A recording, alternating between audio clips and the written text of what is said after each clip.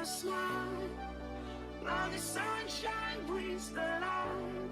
Fill me out with a flame. I will let you in this game. Take me out when I'm down. 'Cause with you I'm safe and sound. Safe and sound. Safe and sound. Safe and sound. Safe and sound. Safe and sound. Safe and sound. Safe and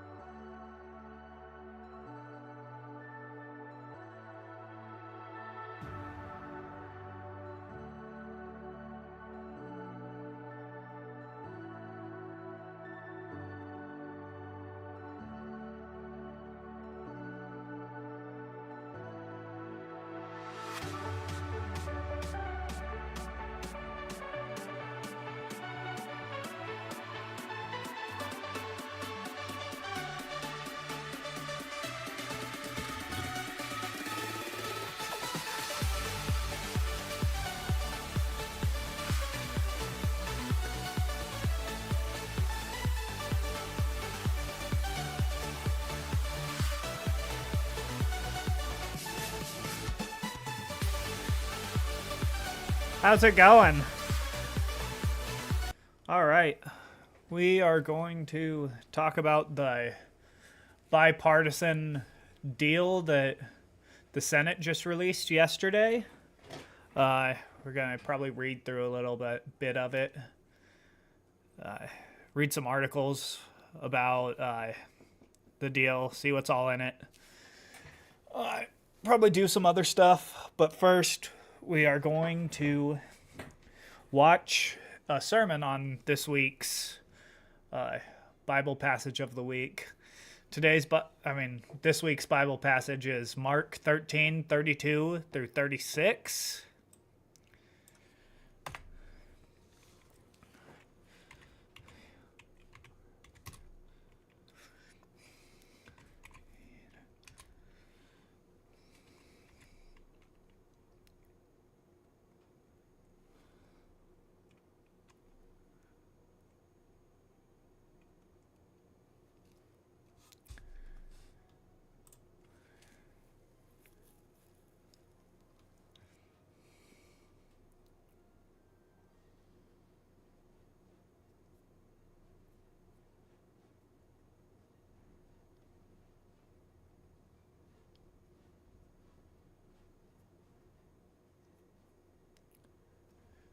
Or 37, I mean.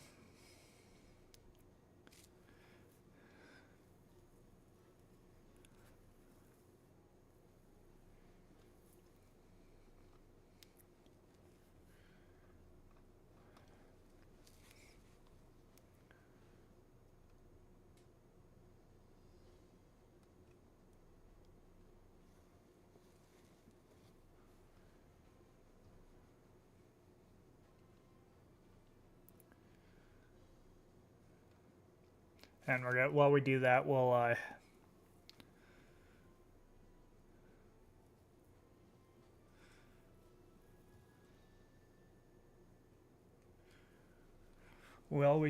gonna play a game of Risk. So here we go.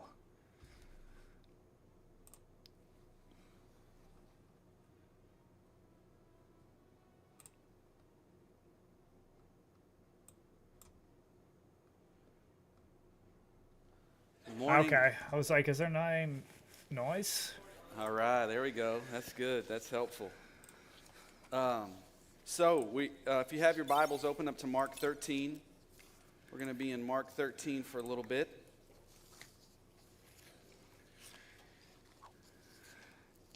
All right. So here we are, 2013.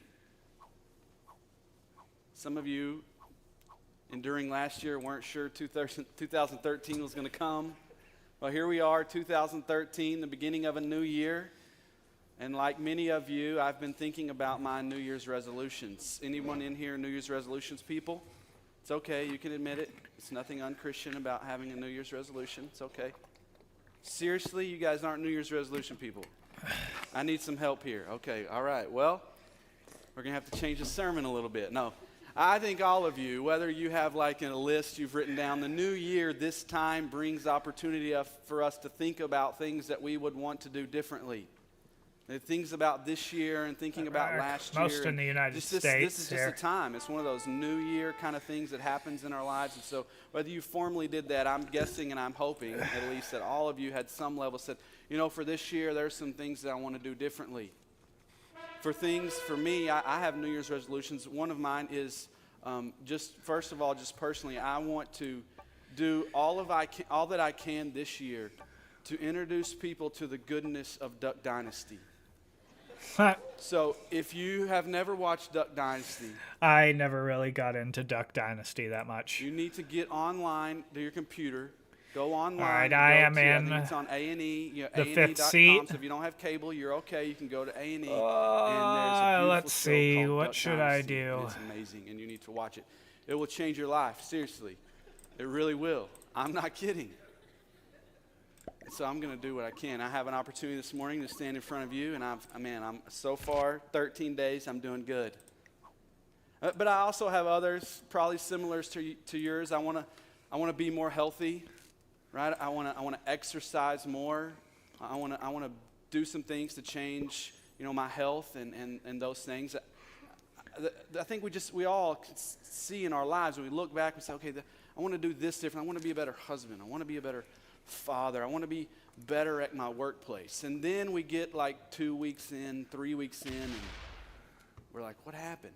I mean, I had these great intentions, and I thought something was going to change, and I wanted to do something, and then it got difficult, and here I am.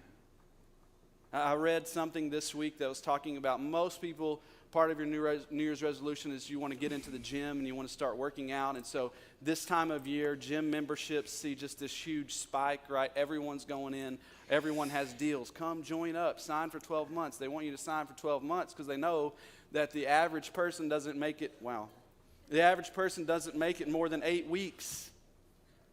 Something like 75% or something like that, I don't remember the exact number, drop out by 8 weeks. And they want you to sign up for a year because they want to make sure they get some money out of you, right? As they're trying to run a business and they know chances are you're not going to make it. Why? Because it's going to get hard, it's going to be difficult. And sometimes we have these great ideas of how we want things to be, and then things get hard and it's like, wow. We fall away or we stop or something happens. I mean, you guys feel some of that in your own life? I mean, I think it's true for all of us. We have good intentions of wanting to do things. So let's look at our text this morning. Hopefully, we will help us understand why we have this struggle in our lives. And then I really don't know where I should go here. Spiritual things. Maybe part of your New Year's resolutions this year was, I want to be a more godly father, a more godly husband. I want to read the Bible more. I want to share the gospel more. And sometimes we have, these just great things that we want to do, and life gets hard, and I'm not sure we understand what the consequences are going to be if we don't do those things. And we just have this struggle, this inner struggle that's happening. And I hope our text this morning will encourage us to be faithful in living out our spiritual lives and living out this purpose that God has given us. So Mark chapter 13, starting in verse 1. And as he came out of the temple, one of his disciples said to him, "Look, teacher, what wonderful stones and what wonderful buildings." And Jesus said to him, "Do you see these great buildings? There will not be left here one stone upon another that will not be thrown down." Now I'm just trying to imagine this in my head, how this is playing out, right? Jesus goes into the temple with some of his disciples, and they're on their way out, and they just look at the temple, and they're like, "Man, this is so amazing, Jesus. Look at this building. Look how incredible things are. Look at how things are going with us right now, and look at this temple.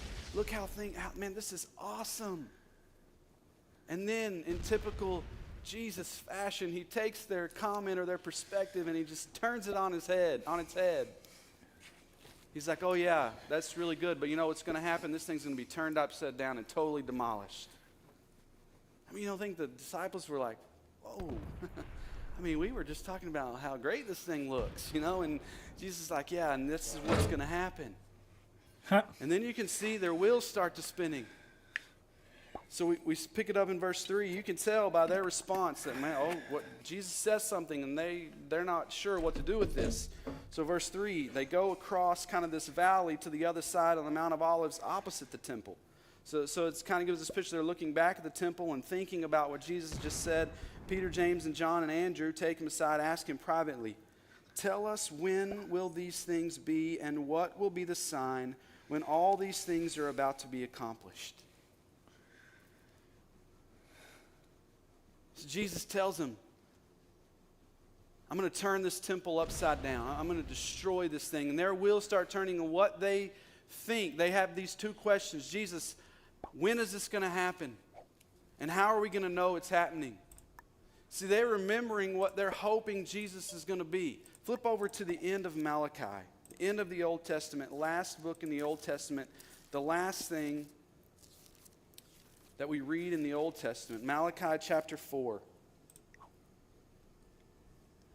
"For behold, the day is coming, burning like an oven, when all the arrogant and all evildoers will be stubble. The day that is coming shall set them ablaze, says the Lord of hosts, so that it will leave them neither root nor branch. But for you who fear my name, the Son of Righteousness shall rise with healing in its wings. You shall go out leaping like calves from the stall, and you shall tread down the wicked, for they will be ashes under the soles of your feet. On the day when I act, says the Lord of hosts, remember the law of my servant Moses, the statutes and the rules that I commanded him at Horeb for all Israel. Behold, I will send you Elijah the prophet before the great and awesome day of the Lord comes. And he will turn the hearts of the fathers to their children and the hearts of children to their fathers, lest I come and strike the land with a decree of utter destruction. And then you have silence, several hundred years of silence. God no longer speaking to his people. And then Jesus shows up on the scene. And there's this guy named Jesus walking around and doing miracles and telling people that he is the Messiah. And so now these disciples are walking with Jesus, and they believe this is the one they've been waiting for. And so he makes a statement like, I'm going to turn this upside down. And what they're saying, what they're understanding Jesus to say is, I am who you thought I was going to be. And I'm coming to do this thing, and it's about to happen. And they're like, man, okay, Jesus, we're ready. We've been waiting. Our people have been waiting. We've been hearing that you're going to come. But we know this is their heart, because when you remember after Jesus, when Jesus dies and he resurrects and he's on the road, and he meets the guys that don't know it's Jesus. There are several of his followers that are walking down the road, and they're talking about, what's happening. And this guy comes up to them, and they don't know it's Jesus, but Jesus knows what they're talking about. And they're having this discussion. And he's like, what's going on? He said, well, we were following this guy, Jesus, who we thought was the Messiah. We thought he was going to change this thing. We thought he was going to usher in the kingdom. And they make this statement that said, we hoped he was going to be the one who was going to redeem Israel. So Jesus speaking to them and says this, and they think, man, this is who we hoped it was going to be. This is Jesus. Jesus, tell us, when are you going to do it? We're ready. When are you going to do this thing? And then he starts in verse 5, and we're not going to read all of this, but he goes into this big, long deal answering the second question. What will be the signs that these things are going to coming? And basically the gist of this section is, it's going to be difficult. It's going to be hard. It's coming. You will know it's coming because things are going to happen that are going to be it's going to be difficult to keep following me. He talks about several things in there about rumors of wars, and brothers will be delivered over to death, and the father his child, children will raise against parents.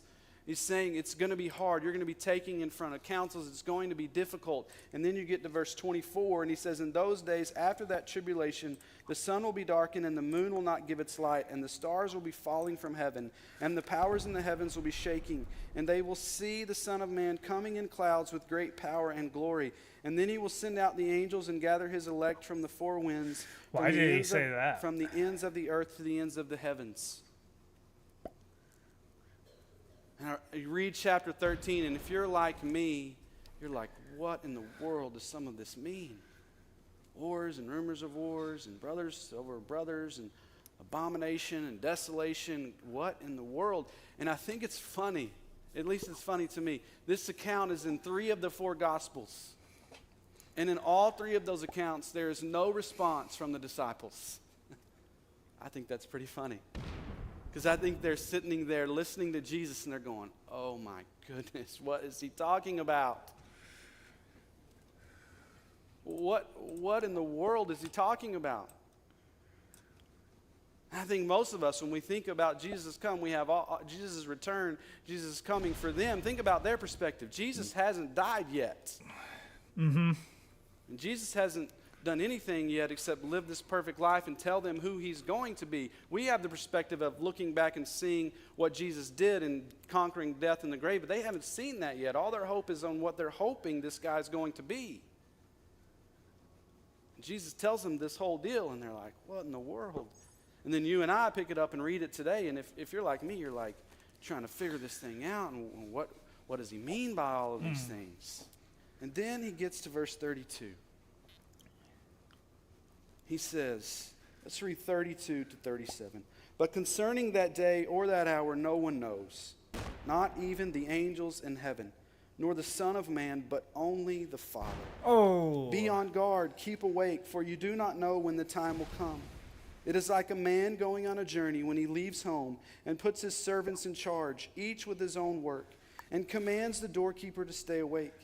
Therefore, stay awake, for you do not know when the master of the house will come, in the evening or at midnight or when the cock crows or in the morning. There we go. Lest he come suddenly and find you asleep. And what I say to you, I say to all, stay awake.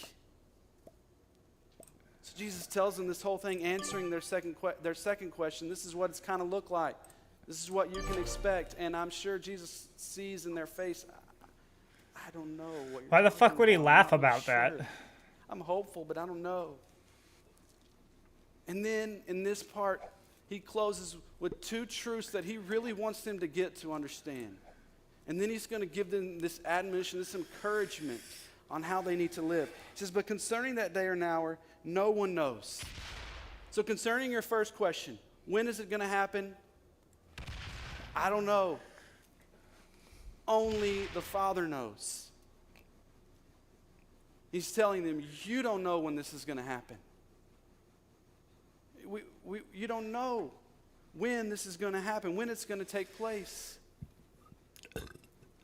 I think about where we stand on this side. Thinking about what Jesus was saying. Yes, he's going to usher in this kingdom. He is going to redeem Israel. And we see this happen. And now we stand on the other side waiting for it to fully happen. We don't know. No one knows when Jesus Bro, this is guy's coming back. making me upset. Just keeps Not Harold laughing about Camping. shit. Not the Mayans. Not the crazy comet people, if you remember those people, right? Waiting for Jesus to come on the comet. No, no one knows when Jesus, that's what he wants them to know.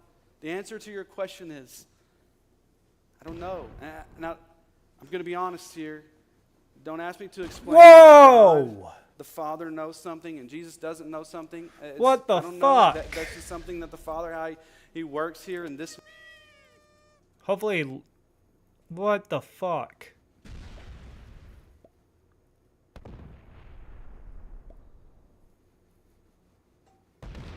Well, that was dumb. I should have used my.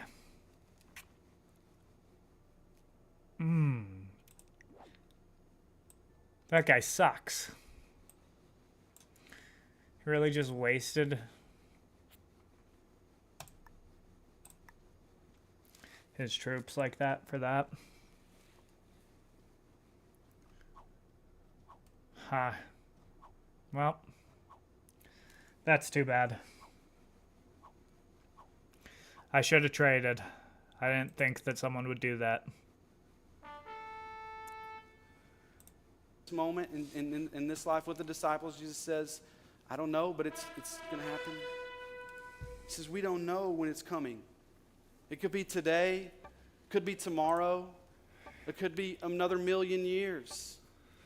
That's what he says in the end there in verse 35 when he says evening, midnight, when the cock crows, or in the morning. It can happen any time of day. You don't know when it's going to happen. You can read chapter 13, Mark 13. You can read Daniel. You can read Revelation. And we should. We should be seeing the whole first section here. Jesus says, look, pay attention to these things. We have a Revelation class that we're offering.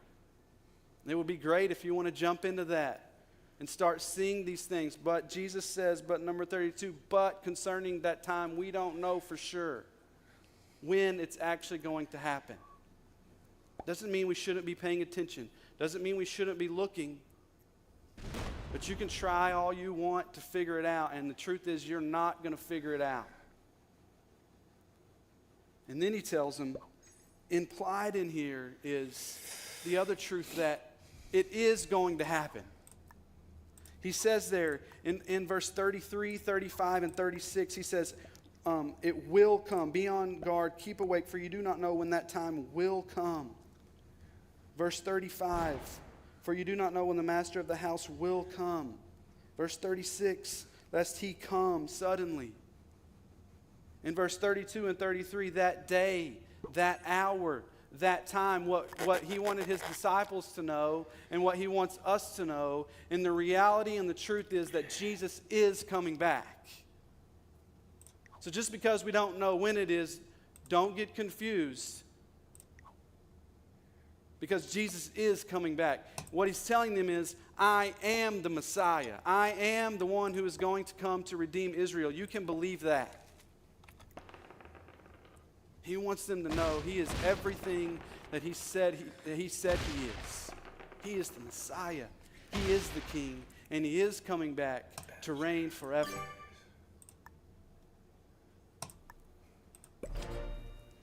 So we live in this yet but not yet tension, right? We see that Jesus has come and he has made a way for salvation. But now you and I, just like the disciples in the first place, looking for Jesus' first coming, now we live on the other side waiting for Jesus' second coming. And the truth, just like for the disciples, is the same for us. Jesus is the King. He is the Messiah. And you can rest assured and know beyond a shadow of a doubt this morning that the King is coming back to redeem his people.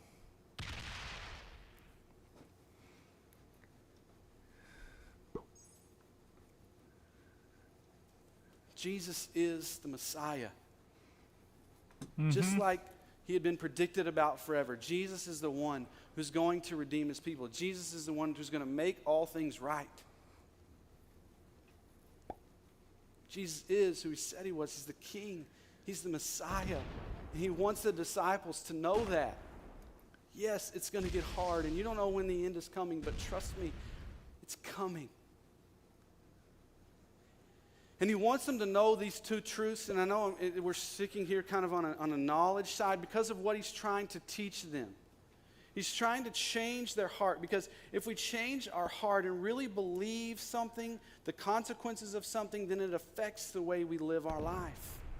He wants them to grab these truths because he wants it to affect the way they're going to live. And so he gives them this urging, and he says, in summing up this whole chapter, if you're going to sum up Mark 13, what he wants them to know is to watch and be ready. It's really interesting, the whole kind of first section, he uses that, but be on your guard, watch and see these things. What he's telling them is, yes, you need to see, you need to watch and see these things. And then he gets into verse 34. Verse 33, be on guard and keep awake. What he wants them to know is that this is a reality and it's going to happen, and it ought to affect your life. You ought to live every day believing and thinking that Jesus could come back at any moment. Because I'm not so sure we really believe that Jesus could come back. Most of us think we're going to live to the life expectancy of 72 or whatever it is.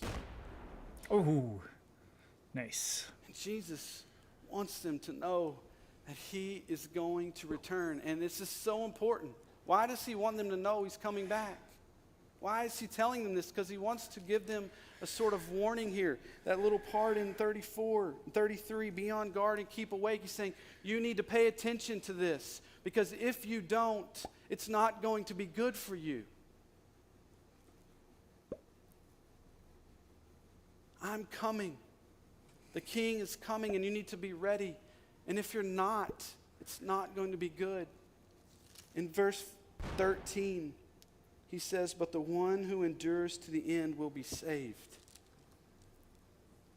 Why is Jesus imploring them and begging them to be ready, to be on guard, to be watching? What he's saying is, live your life with a readiness so that you can endure to the end and be saved. It's going to be hard. You're going to want to quit. You're going to want to give up. Don't give up. Don't give up. Because if you give up, the warning here is you haven't endured to the end, and only those who endure to the end will be saved. Jesus is for us. Jesus wants us to endure to the end, and the only way that we're going to endure to the end is if we fix our eyes on him, knowing that he is our ultimate example. Jesus can say this to him because Jesus is going to be faithful all the way to the end. God gives him a purpose to come and live on this life, and I fully believe Jesus fully God and fully man. And Jesus has the temptation. He gets near the end and he sees that things are going to be hard. The end of Jesus' life, if you read in the Gospels, is not easy, right? Beaten, flogged, abandoned, hung on a cross. If anybody has a reason to stop, Sick. if anybody has a reason to quit, it's Jesus. Oh. Jesus gnarly. endures to the end. He's faithful. And why that's so important is because he understands you and me. Jesus says, I understand there's going to be times where you're going to want to quit. You're going to want to give up. Persecution is going to be too hard. If you want to raise your kids in godliness and they're not responding, and you're going to want to take the easy way out, and you just want to give up. You got people that you want to share the gospel with, and it's hard, and you're just going to want to quit and give up. Is he gonna hit my 5? Living this life of faith following Christ. See, Jesus has given us a purpose. God gave us a purpose. You are the salt and the light. It's our duty now that God has saved us. God didn't just save us and take us home. He saved us to leave us here for however long he's going to leave us here so that we would be the salt and the light to the earth. We have a purpose. That's the point of the illustration.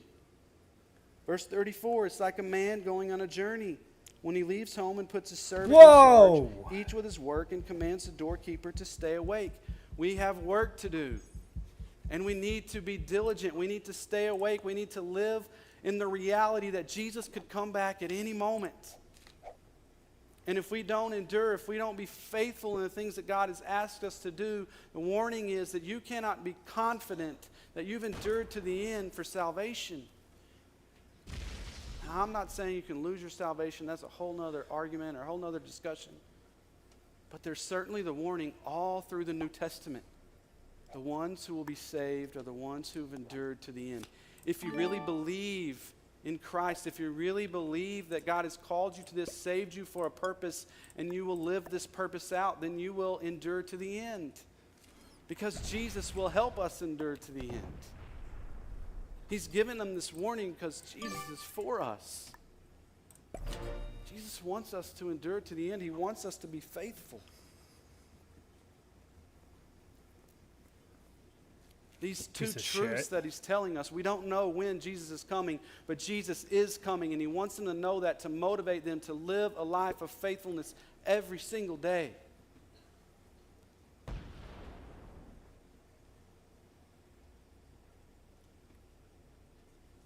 So how do we respond? How do you respond? Well, the fuck was that? The assumption in the text is that you are already awake. Oh. Really? Wow. And the truth is, some of you aren't awake. And you need to wake up to the reality that Jesus is the Messiah. He is the King. He is the one who loves you and wants to save you. And he could come back and redeem his people at any moment. And if you're not in the people of God, if you've not placed your faith and your trust in him, you have not endured to the end for salvation, you won't be saved. Some of you need to wake up. You need to see the beauty of Jesus Christ. You need to see that he really is the Messiah. You need to place your faith in him. You need to give him your life, that he might give you this new purpose. And for some of you, you need to live with urgency in your faith life, in your faith walk. We need to live with the reality that Jesus could come back today. Jesus could come tomorrow. If Jesus comes tomorrow, are you confident in your life that you could look at him and say, I'm not perfect. Is he gonna try to be faithful? Ooh. Are there any areas of your life where you've quit on God?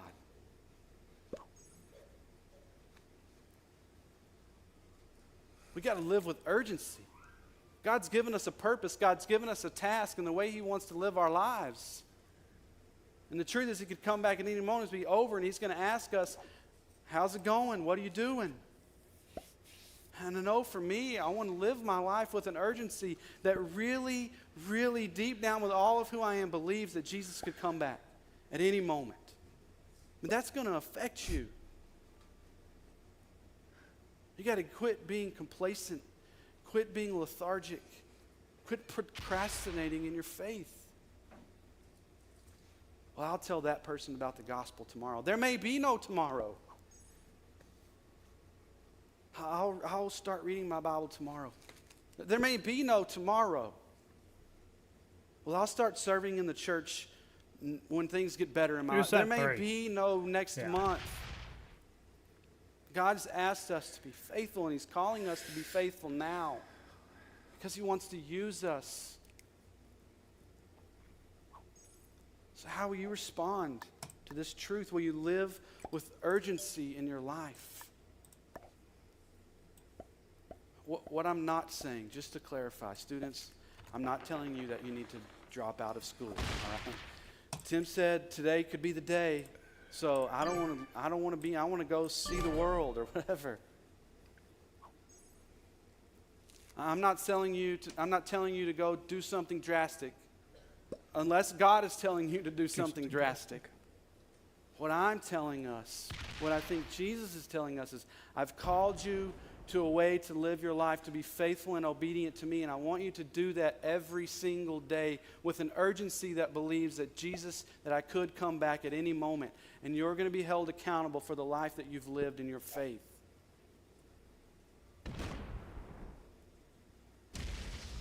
It's going to be hard. It's not always easy. You're going to want to quit. You're going to want to give up. Don't quit. Fix your eyes on Jesus, the author and the perfecter of your faith, the great example who endured the cross for our shame. I think about collectively in here as a church. You know, Kevin gave us last week, if you were here, this idea that we're in this together. Think about how incredible it would be if Southside Baptist Church decided to live every single day with an urgency that Jesus could come back.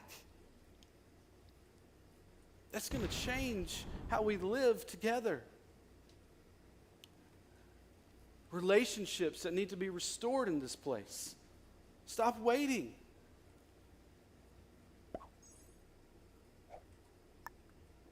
Husbands that need to love their children and live in godliness with their wives. Stop waiting. We don't have time to wait. Just like the disciples, it can be so easy. We've been waiting and Jesus hasn't come. We've been waiting and Jesus hasn't come. Jesus wants to implant the reality in us, and you have to believe that the Word of God is true. Mm-hmm. Jesus could come at any moment. So how are you going to respond this morning? Are there some areas of your life this morning that you need to respond to Jesus and say, God, I've been tempted to quit in this area. Or maybe you have. Maybe some of you honestly are struggling with just your faith in general, and you're like, I'm not so sure I want to keep doing this. I'm not so sure I want to keep following Jesus. It's hard. My family's turned on me. People in my work don't understand. Don't quit. Fight the good fight. Run the race.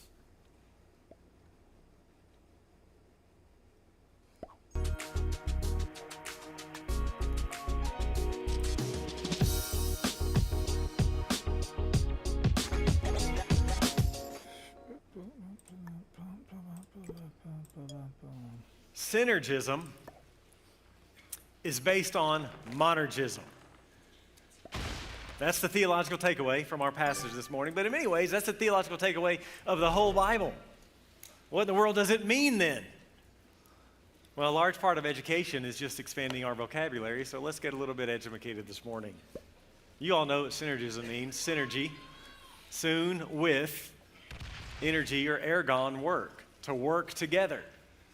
Monergism, mono, alone, or soul, energy or ergon, alone. Do we work together, or does God alone do the work? Well, the origin of the Christian life is monergistic. God alone does the work. But after that, the living of the Christian life, our part now, is a synergism based upon monergism. I trust that'll make a lot more sense here in a little bit. When it comes to the Christian life, really, as with most things in life, right? As G.K. Chesterton put it, there are an infinity of angles at which one falls, but only one at which one stands. Luther used the imagery of a drunk trying to get on a horse. Tries to get on, and he overshoots and falls off the other side. And so he gets back up, and he tries to get back on, and then he falls on the other side, on and on and on. Imbalance, pendulum swings, overcorrection. And there really are two extremes to avoid when it comes to living the Christian life.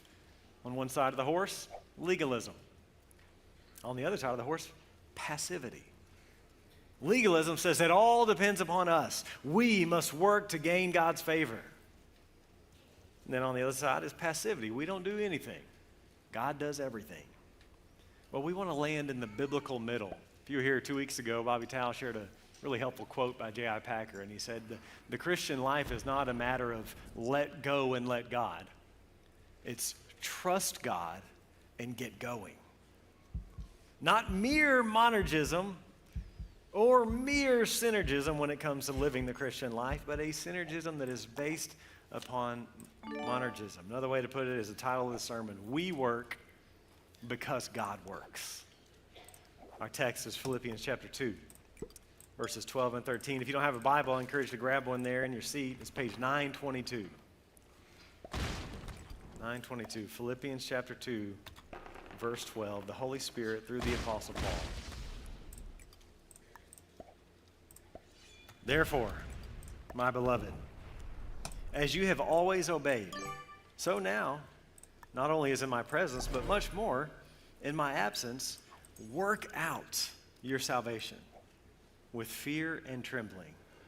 For it is God who works in you, both to will and to work for his good pleasure. This is the word of the Lord. 12 ways to work from these two verses. Number one, beloved work. Beloved. Paul says, therefore, my beloved. These people are already loved. They're part of the church. They are part of God's people. They're in Christ. Beloved work. This really is the grammar of the gospel, always. Grace, then demands. We're not called to work for our salvation. We're called to work out our salvation. We're not called to gain God's love by our work. No, we're called to live in light of God's love. Flip back to the book of Ephesians, just a couple pages, Ephesians chapter 4. Let's pick up at verse 32. Notice the way he weaves in command, then grace. Command, be kind to one another, tenderhearted. Command, forgiving one another, grace, as God in Christ forgave you. Why should you forgive? Because you've been forgiven. As God. Bad chapter break, really. All right. Keep reading, chapter 5, verse 1. Therefore, because you've been forgiven, command, be imitators of God. Grace, as beloved children. And command, walk in love, grace, as Christ loved us and gave himself up for us, a fragrant offering and sacrifice to God. Beloved work. If we were going to use the terms of grammar, I don't know that they teach this stuff anymore. I don't think I ever learned it until I became a Christian. But using grammatical terminology, we could say that the indicative is the ground for the imperative. Did y'all learn this in elementary school? The indicative mood states a fact. It just tells us what is the case. The dog is in the house. It's just telling you something. The imperative mood is telling you to do something. Put the dog outside. And so the imperative, what we are to do, is always based upon the indicative, what God has done for us in Christ. That gospel order, friends, is so important for your joy and for your assurance. Number two, keep obeying. Keep obeying. Notice he says, as you've always obeyed, in my presence and in my absence. Keep obeying. And that word for obey actually is kind of a unique one. It's super related to the verb for hear, which makes sense, doesn't it? You can even hear it in the original language. The verb for obey is hupakuo. Oh, The word for hear is akuo. Super related. And so we could really talk about obedience. Never is nothing more mind. than Fuck. applied hearing. It's an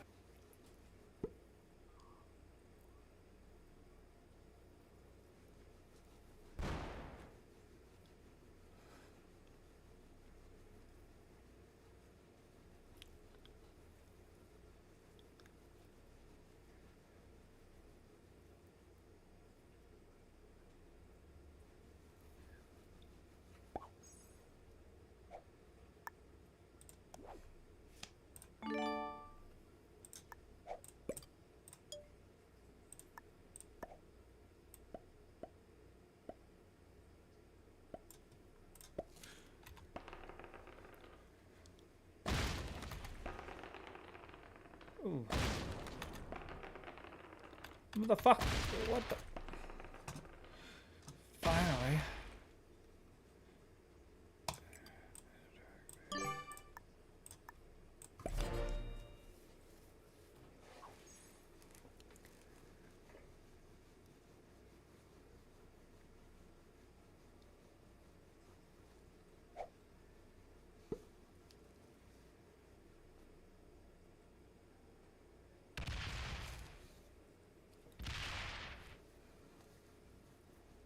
Sick. Exactly what we wanted.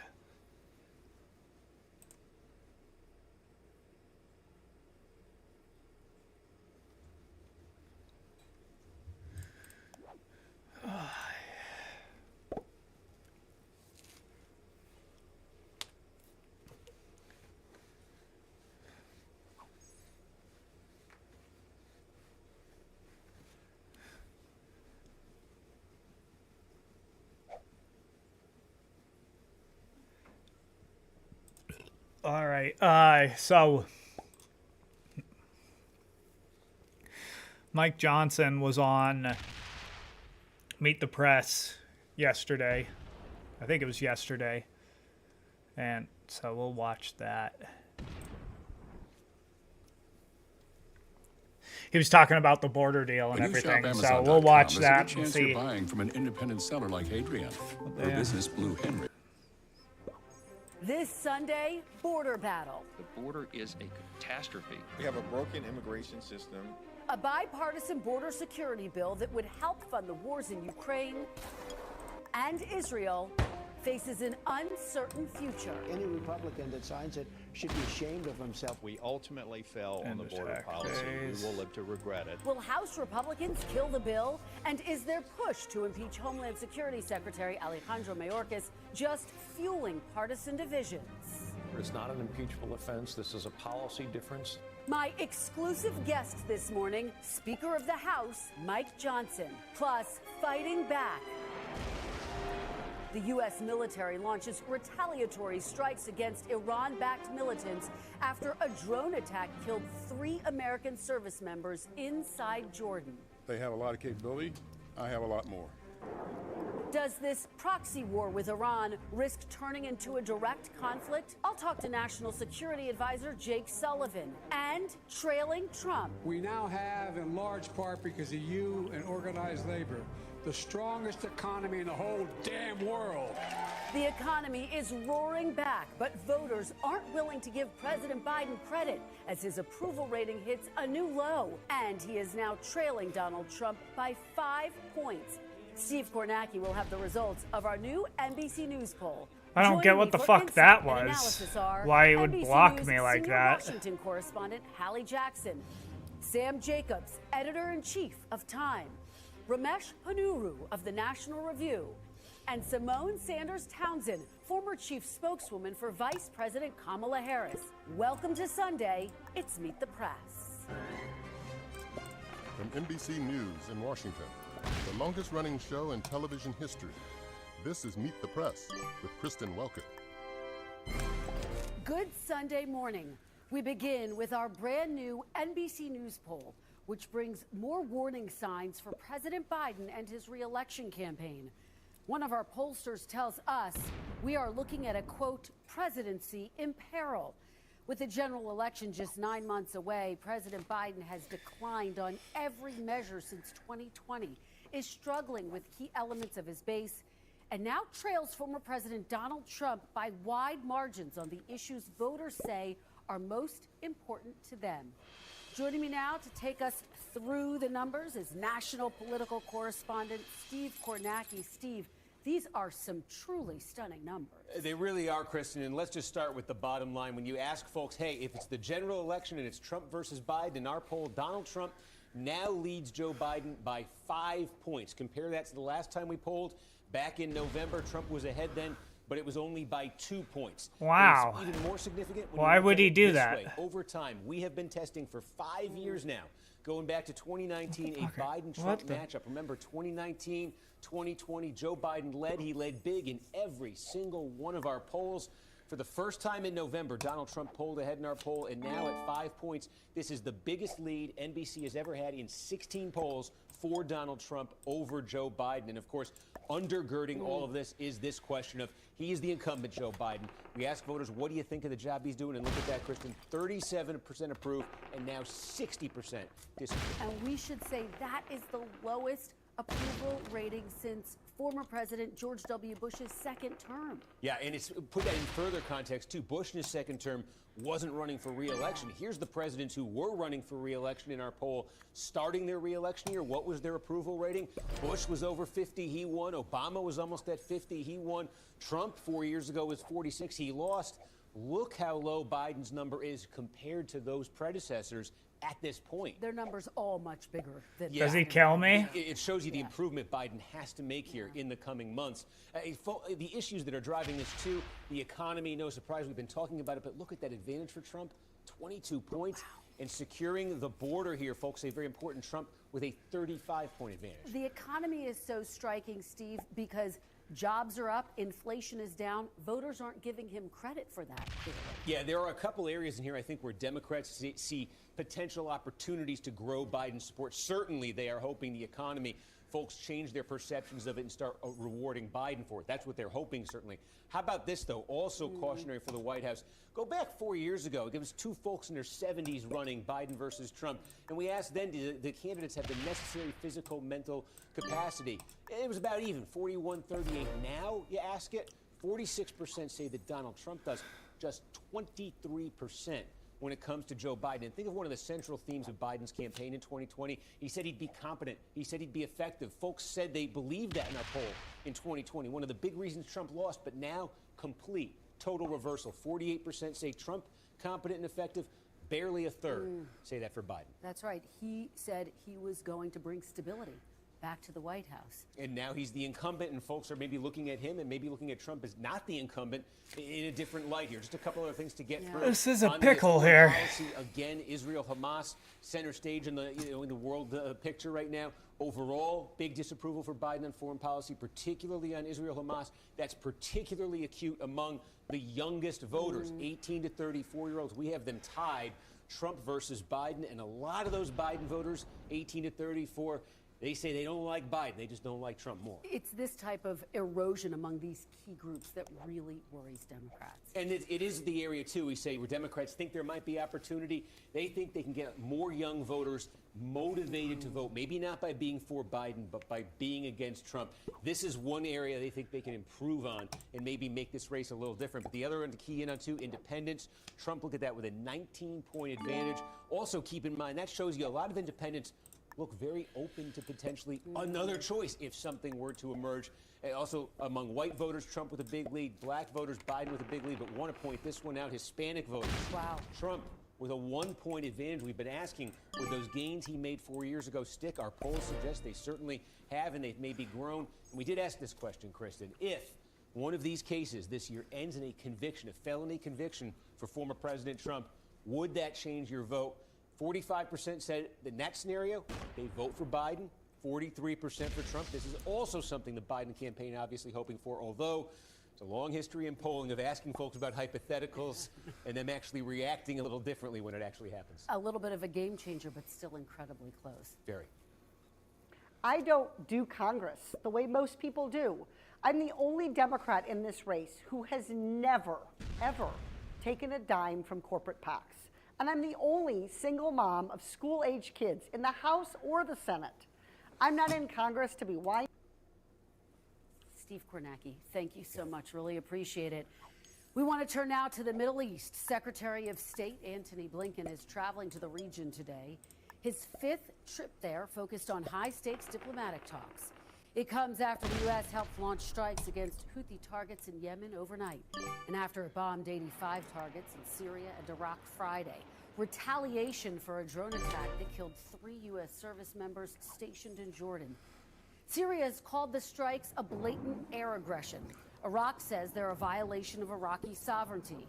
The U.S. strikes come after more than 160 attacks by Iranian-backed militias on American targets since October, and just hours after the remains of those 3 U.S. service members killed in Jordan were returned home. And joining me now is National Security Advisor Jake Sullivan. Welcome back to Meet the Press, Jake. Thanks for having me. So the United States has now launched 2 rounds of retaliatory strikes. Is the stated goal of deterrence against these Iranian-backed groups being accomplished? And do you have an accounting of how many people have been killed so far? So the president has been very clear from the beginning, which is that when American forces are attacked, we will respond. And we've responded several times over the course of the past few months. And then when 3 Americans were tragically killed, the president ordered a firm and serious response, which is now underway. It began with the strikes on Friday night, but that is not the end of it. We intend to take additional strikes and additional action to continue to send a clear message that the United States will respond when our forces are attacked or our people are killed. At this point, we are still assessing the question of how many casualties there were among the militia groups, and our military will continue to provide the president with those assessments. We do believe that the strikes had good effect in degrading the capabilities of these militia groups to attack us, and we do believe that as we continue, we will be able to continue to send a strong message about the United States' firm resolve to respond when our forces are attacked. Jake, do you know if any civilians were killed? Do you know if any militant leaders were killed?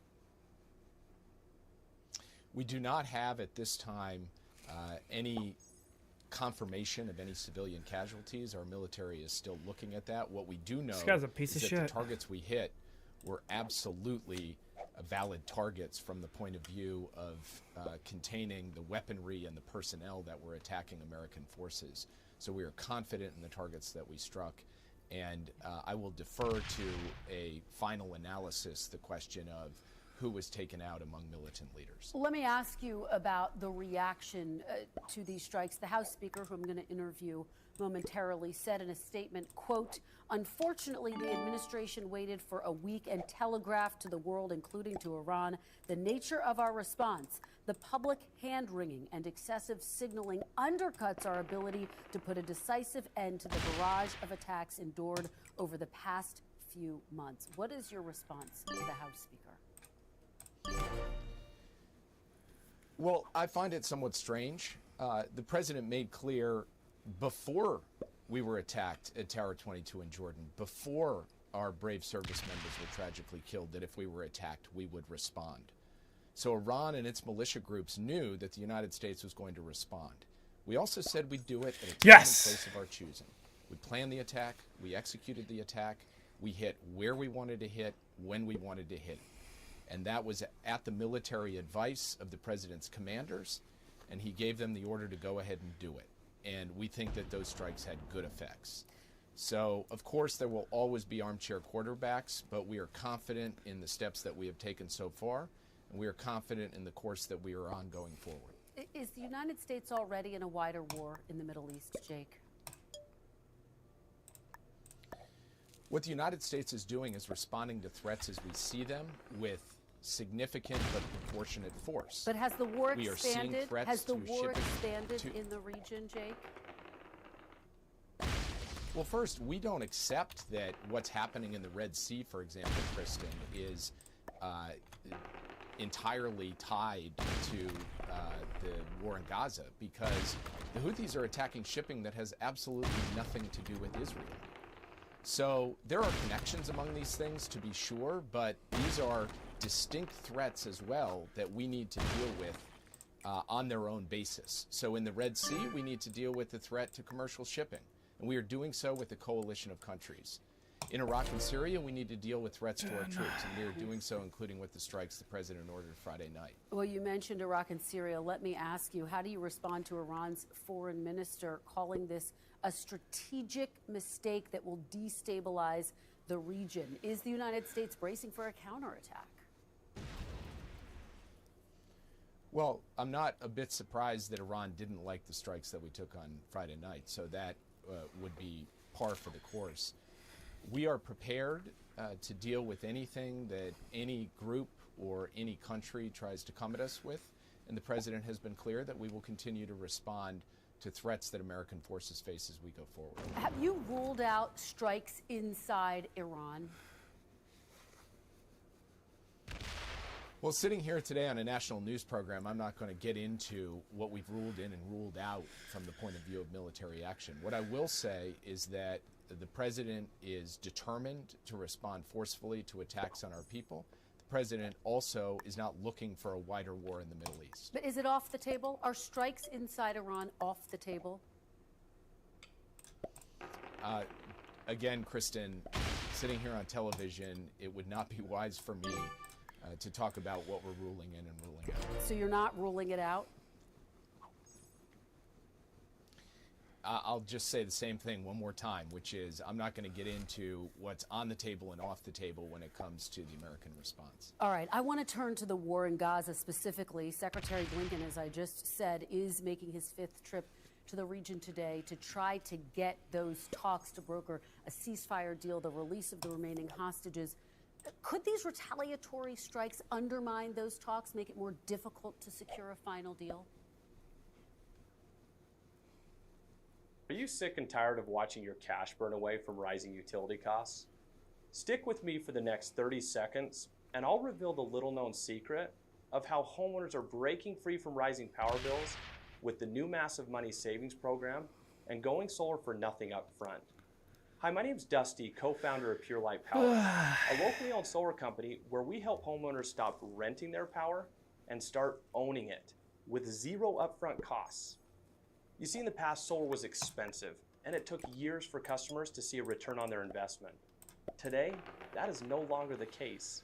The federal and state government recently allocated $1.4 trillion to renewable energy that allows homeowners with qualified roofs to go solar with no upfront costs. So before, what used to take years for homeowners to see savings, now they're seeing savings day one with the zero out-of-pocket program. This is a power bill from Judy, a customer of ours last year before going solar. $313. This is a power bill of Judy after going solar with us. $10. Now you're probably wondering, what's the catch? And unfortunately, there always is a catch. Only roofs with a certain pitch, direction, material, and shading report qualify. Good news for you, you can click on the Learn More button below and take our 30-second survey to find out if your roof qualifies right now. I do need to warn you of one thing though. This program is expiring soon, so you need to act fast and take advantage of these incredible money saving opportunities before they go away forever. Click on the link below, find out if your house qualifies right now.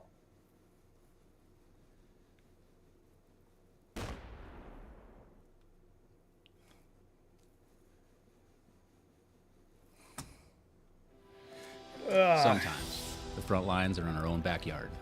I need to get the Big sky I need to get an ad blocker on here.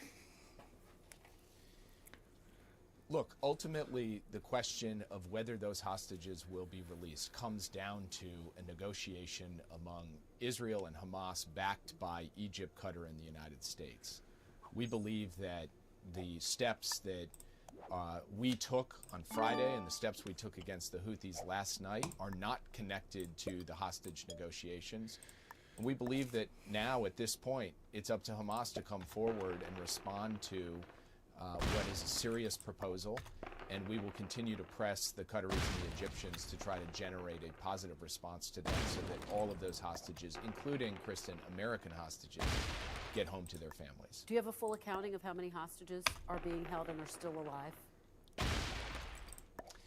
You know, we've said from the beginning that because of the nature of how Hamas operates inside Gaza, hiding behind a civilian population, burrowing into these tunnels, that we do not and cannot have a clear picture of exactly how many hostages are still alive and how many have tragically passed away. We've learned over the course of this conflict that at least 2 American citizens passed away. Get the fuck out of my October bonus. 7th, and then who we previously thought were hostages. So we cannot, with any clear sense, say the exact number of hostages, but we know that there are many, and we know that it's our job day in, day out to try to bring them home. On the topic of Hamas, we know that there are divisions within Hamas about this deal. One sticking point seems to be about whether this should be a 6-week pause in fighting or a permanent ceasefire. What is the United States pushing for? Well, what we're pushing for is an outcome in which every hostage gets home, in which Hamas is no longer in charge of Gaza. Would you like to see a permanent ceasefire? Israel in the way.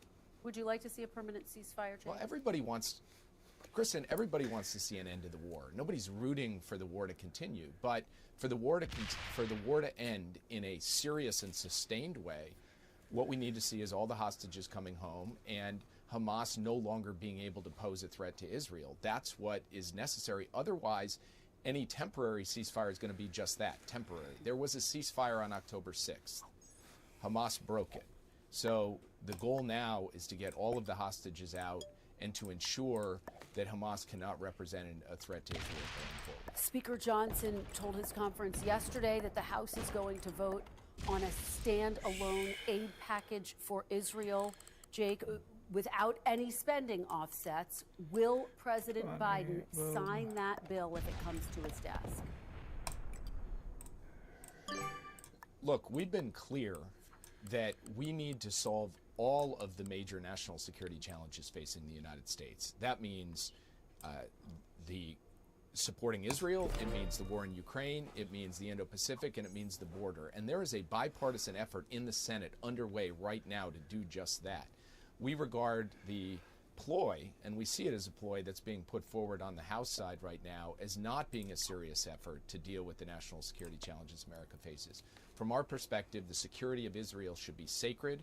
It shouldn't be part of any political game, and therefore we believe the right thing to do is to pass a comprehensive bill, and that's exactly what a bipartisan group of senators are working on as we speak.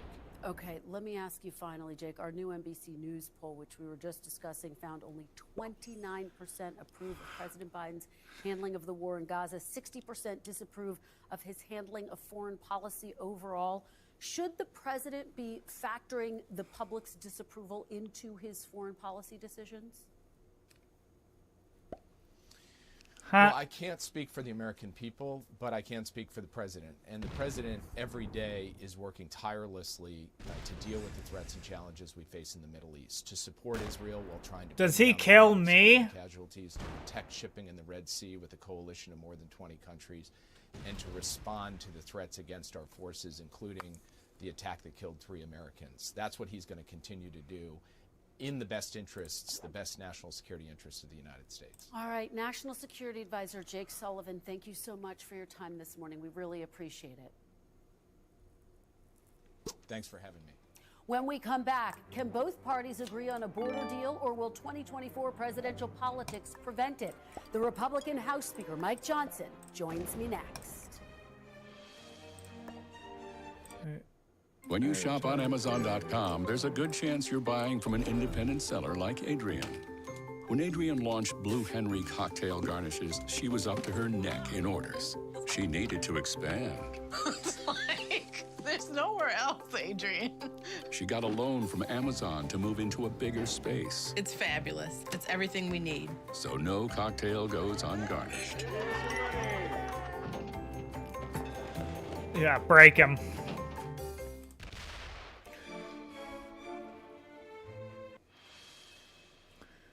Welcome back. Senate negotiators are preparing to release the details of a new border security bill today. If it passes, it would be the first significant immigration reform approved by Congress in more than 2 decades.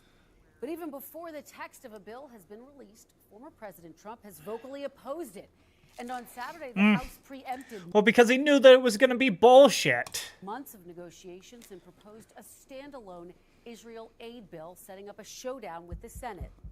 Joining me now is the Speaker of the House, Republican Congressman Mike Johnson of Louisiana, who just marked 100 days on the job. Mr. Speaker, welcome to Meet the Press. Hey, Kristen, glad to be with you. Well, it's great to have you. Before we get to the border talks, I want to ask you about the Middle East. Of course, you just heard me talking to the National Security Advisor. Ah, fuck me. Rounds of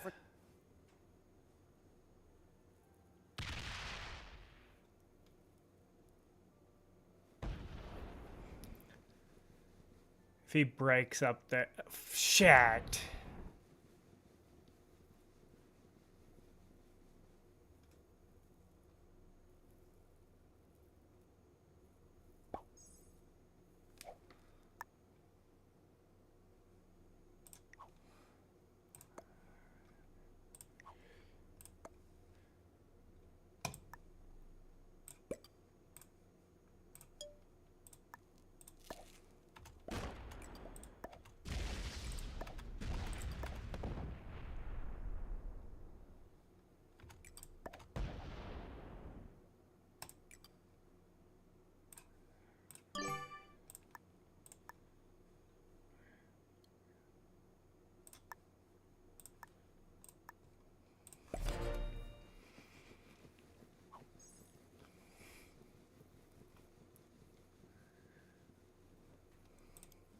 retaliatory strikes, which you have been critical of. I want to be very clear, though. What specifically do you want to see, Mr. Speaker? Do you want to see strikes inside Iran? Well, I do take issue with a little bit of what Jake Sullivan just said. I listened to that interview. It was interesting. We need to make absolutely clear to Iran that nothing is off the table. You know, we maintain peace through strength. That was the Reagan doctrine. That's what President Trump continued, and that's what we have to do right now. We should not be appeasing Iran. That's what the Biden administration has been doing for the last 3 years. We are projecting weakness on the world stage, and frankly, Kristen, that is why our adversaries are acting so provocatively. What we need to be doing right now is turning up the heat on Iran. We need to act to decimate the Iran central bank, the assets that they've held there. We need to lean on international banks to seize the assets of Iranian proxies. We need to put big-time pressure, maximum pressure on their oil exports. There's a lot that we could do to Iran to send a message instead of this appeasing strategy. It's just simply not Including working. strikes, Mr. Speaker? Including strikes, just to be clear? It should not be off the table. All Let me right. give you just a quick example. You know, in the Trump administration, we used a drone and 3 missiles to take out Qasem Soleimani near Baghdad.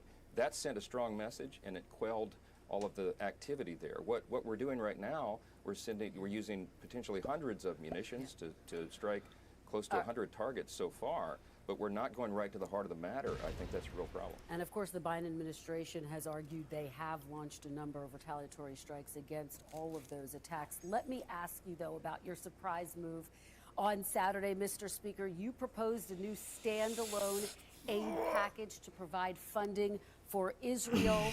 It, of course, comes just hours before the Senate is set to unveil the details, the text of its border deal, which would also include funding for Israel and Ukraine. You just heard Jake call it a ploy, a political stunt. Why not wait for the Senate to put out their bill first? Well, let's make a couple of things clear here, Kristen. You know, we passed the support for Iran many months ago, 3 months ago. Immediately after I became Speaker, we sent the necessary resources there. We passed our bill on border security 9 months ago. It's been sitting on Chuck Schumer's desk collecting dust ever since. The H.R. 2, which is our signature bill right out of the beginning, right out of the blocks for the House Republican Conference. Oh, you don't get his call. Would have solved this problem. We would resolve the broken asylum system and the broken parole system. We would reinstitute Remain in Mexico, which would stem the flow by probably 70%. We would end the catch and release, the mass releases of illegals into our country that's happened.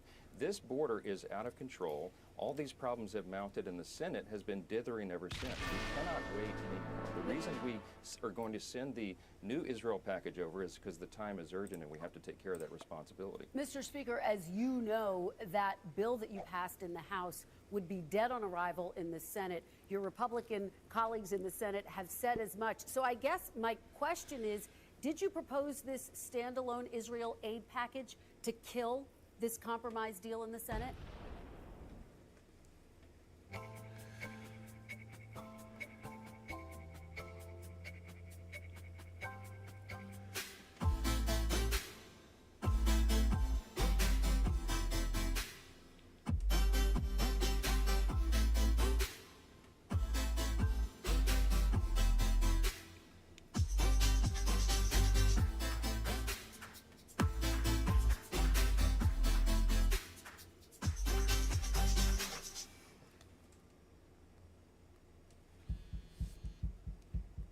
How many hours do you work out to look like that? I don't work out. Yes. Hello?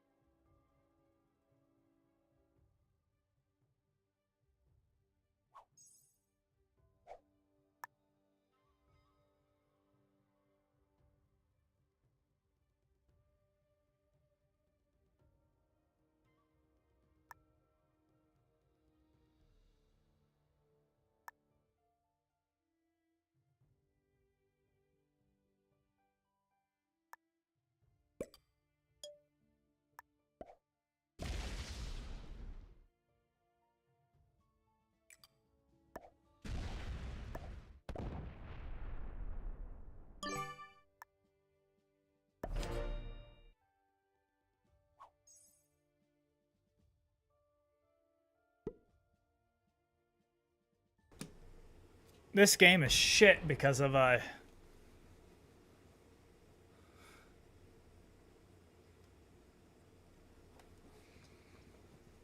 because black and then red just did not want to get out of my bonus. Never. I don't go to the doctor anymore. But how do you stay so healthy? I learned the 13 foods that help or hurt the body. Practice mindfulness. I balance my hormones. How did you balance your hormones without a doctor? I just discovered Dr. Livingood's best-selling guidebook to health. How much is it? No, it's free.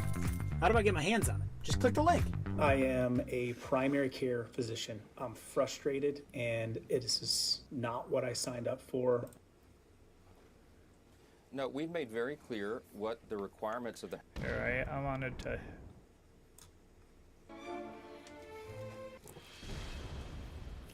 Welcome back. Senate negotiators are preparing to release the details of a new border security bill today. If it passes, it would be the first significant immigration reform approved by Congress in more than 2 decades. But even before the text of a bill has been released, former President Trump has vocally opposed it. And on Saturday, the House preempted months of negotiations and proposed a standalone Israel aid bill, setting up a showdown with the Senate. Joining me now is the Speaker of the House, Republican Congressman Mike Johnson of Louisiana, who just marked 100 days on the job. Mr. Speaker, welcome to Meet the Press. Hey, Kristen, glad to be with you. Well, it's great to have you. Before we get to the border talks, I want to ask you about the Middle East. Of course, you just heard me talking to the National Security Advisor about these rounds of retaliatory strikes, which you have been critical of. I want to be very clear, though. What specifically do you want to see, Mr. Speaker? Do you want to see strikes inside Iran? Well, I do take issue with a little bit of what Jake Sullivan just said. I listened to that interview. It was interesting. We need to make absolutely clear to Iran that nothing is off the table. You know, we maintain peace through strength. That was the Reagan doctrine. That's what President Trump continued, and that's what we have to do right now. We should not be appeasing Iran. That's what the Biden administration has been doing for the last 3 years. We are projecting weakness on the world stage, and frankly, Kristen, that is why our adversaries are acting so provocatively. What we need to be doing right now is turning up the heat on Iran. We need to act to decimate the Iran central bank, the assets that they've held there. We need to lean on international banks to seize the assets Lean of on Iranian me proxies. We need to, when you're put not strong. big-time pressure, maximum pressure I'll on their be oil your exports. friend. There's a lot that we could do to Iran. I'll send a help message you instead of this appeasement carry strategy. on. Including strikes, Mr. Come, Speaker? lonely Including strikes, just to be brother, clear? when you need should- a hand. it should We not be all off the need table. Let me give you somebody just a quick to example. You know, in the lean Trump on. administration, we used a drone and 3 missiles to take out Qasem Soleimani near Baghdad. That sent a strong message, and it quelled all of the activity there. What we're doing right now, we're using potentially hundreds of munitions to strike close to 100 targets so far, but we're not going right to the heart of the matter. I think that's a real problem. And of course, the Biden administration has argued they have launched a number of retaliatory strikes against all of those attacks. Let me ask you, though, about your surprise move. On Saturday, Mr. Speaker, you proposed a new standalone aid package to provide funding for Israel. It, of course, comes just hours before the Senate is set to unveil the details, the text of its border deal, which would also include funding for Israel and Ukraine. You just heard Jake call it a ploy, a political stunt. Why not wait for the Senate to put out their bill first? Well, let's make a couple of things clear here, Kristen. You know, we passed the support for Iran many months ago, 3 months ago. Immediately after I became Speaker, we sent the necessary resources there. We passed our bill on border security 9 months ago. It's been sitting on Chuck Schumer's desk collecting dust ever since. The H.R. 2, which is our signature bill right out of the beginning, right out of the blocks for the House Republican Conference and our Republican majority, would have solved this problem. We would. Bro, fucking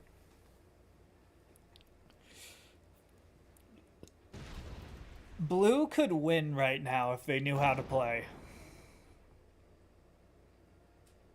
Like, so easily. Blue could win.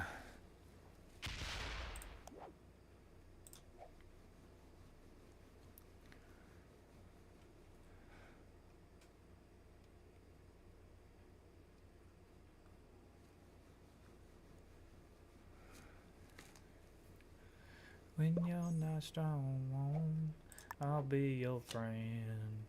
I'll help you carry on. Come, lonely brother, you need a hand. We all need somebody.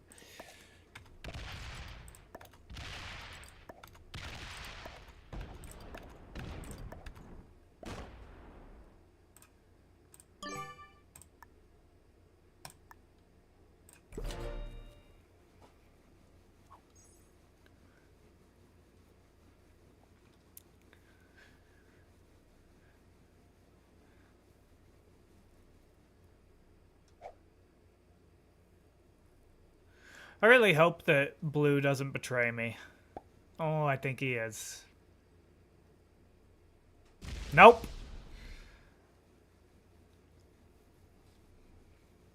I mean, not Blue. Red doesn't betray me. Would resolve the broken asylum system and the broken parole system. We would reinstitute Remain in Mexico, which would stem the flow by probably 70%.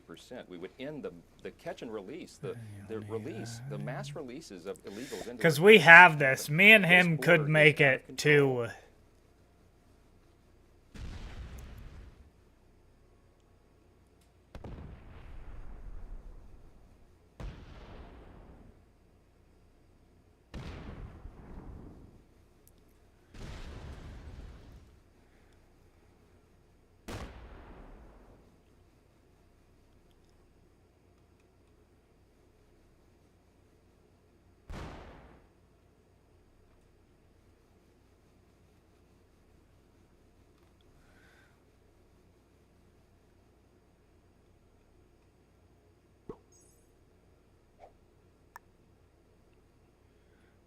come, lonely brother, when you need a hand.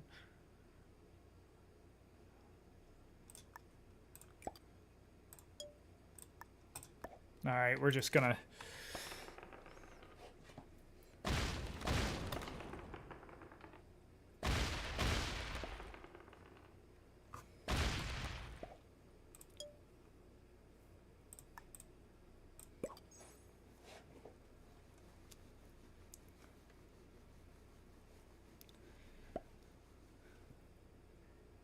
Fucking slam him. Yes! I love you. Oh, man.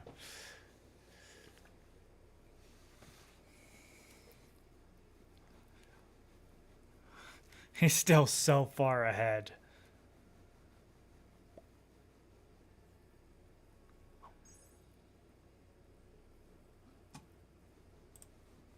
All these problems have mounted, and the Senate has been dithering ever since. We cannot wait anymore. The reason we are going to send the new Israel package over is because the time is urgent and we have to take care of that responsibility. Mr. Speaker, as you know, that bill that you passed in the House would be dead on arrival in the Senate. Your Republican colleagues in the Senate have said as much. So I guess my question is, did you propose this? Does he kill me first? Package to kill this compromise deal in the Senate? No, we've made very clear what the requirements of the House were, and that is to solve the problem at the border. Apparently, the Senate has not been able to come to an agreement. They've been suggesting text should be filed maybe today, but we've been told the same thing for months now. We've been awaiting their action. We cannot wait any longer. The House is willing to lead, and the reason we have to take care of this Israel situation right now is because the situation has escalated, of course. I mean, the Hamas terrorists have not relented in their attacks on Israel. We're now having, of course, U.S. personnel being fired upon there, and of course, with the retaliatory strikes that are taking place, the heat has been turned up there. Israel has never been in greater need of our support, and the House is serious about that. I believe we'll pass this with a wide margin and take care of that responsibility. As you know, though, the Senate is poised to release the bill text today, Mr. Speaker. Let's talk about what is in it. We haven't seen all of the details yet, but it is expected to speed up the asylum process, mandate DHS shut down the border during surges, and so-called catch and release, which you just mentioned, and expand migrant detentions, just to name a few of the things that it does. Will you put a bill like that on the floor for a vote, given that you're saying we have to address the crisis at the border? Well, you're addressing some of the rumors about what are in this text. It's been negotiated behind closed doors by a small handful of persons, and even most of the members of the Senate don't know what's in it. What we've also heard is in it is that there might be limits of thousands per day before retaliatory measures or any measures would be taken place to shut down the border. But here's the essential point. The President of the United States opened the border. We documented 64 specific actions that Joe Biden and his agencies have taken to create this catastrophe. They did it intentionally. That's why his approval rating is in the tank. 60% of the people disapprove. Why doesn't he just win? The reason the presidency is imperiled, as your opening monologue stated, is because this is an so abject annoying. failure of leadership. The American people are done with this. The border has to be secured. The president has the authority right now. He doesn't need another act of Congress. He could do it right now, but he's unwilling to do it. As you know, the White House has completely dismissed the allegation that in any way the migrants and surge in migrants have been intentional on the part of the president. In terms of him being able to take action right now, Mr. Speaker, you know as well as I do that an executive order would only be met by legal challenges. You have a chance to do something right now. The details we laid out are not rumors. That is based on negotiators who were in the room. Were you offered a briefing on this compromise bill, and will you put it on the floor? Well, when they began to do the negotiation, I suggested just kill us. I suggested to Senate leadership that the House should be involved. We should be in the room. I wanted to send the chairman of our committees of jurisdiction to be a part of that negotiation, and they said, no, let the Senate take care of it. We'll send you something. Were you that is offered a palatable. briefing, Mr. Speaker? What we're hearing right now is not. But were you offered a briefing? No, I have not been. No, I've had individual senators call and give me tips and offered things that are going on in the room, but we've not been a part of that negotiation, and I have been absolutely clear from day one since literally the next morning after been handed the gavel in late October, what the functional equivalents of H.R. 2, what those are, and why that was necessary to solve the problem. I took 64 House Republicans to the border in January. We heard from the people in charge, the Border Patrol agents, the people there, and they said, these are the things that you must do to stem the flow.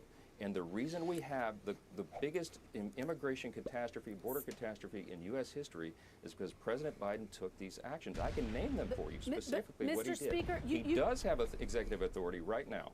Mr. Speaker, you talk about H.R. 2 again. Just Senator kill Lindsey us Graham, already. Republican colleagues say that stands no chance of passing through the Senate. You have an opportunity to do something right now about the situation at the border, which you've been calling for new legislation on the border since you first took office. But let me ask you about Donald Trump. He said any Republican who votes for this deal should be ashamed of themselves.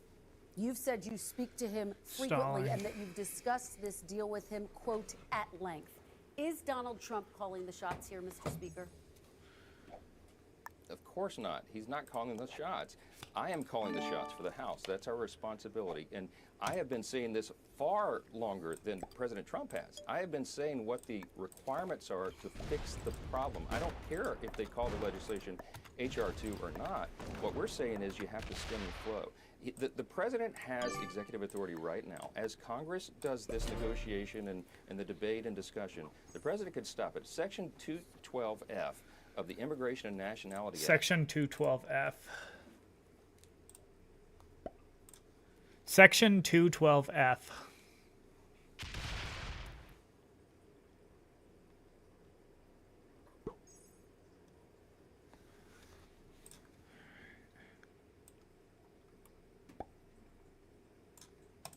Welcome back. Senate negotiators are preparing to release the details of a new border security bill today. If it passes, it would be the first significant immigration reform approved by Congress in more than 2 decades.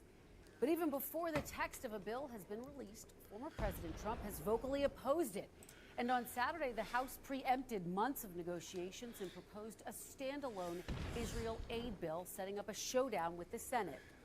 Joining me now is the Speaker of the House, Republican Congressman Mike Johnson of Louisiana, who just marked 100 days on the job. Mr. Speaker, welcome to Meet the Press. Hey, Kristen, glad to be with you. Well, it's great to have you. Before we get to the border talks, I want to ask you about the Middle East.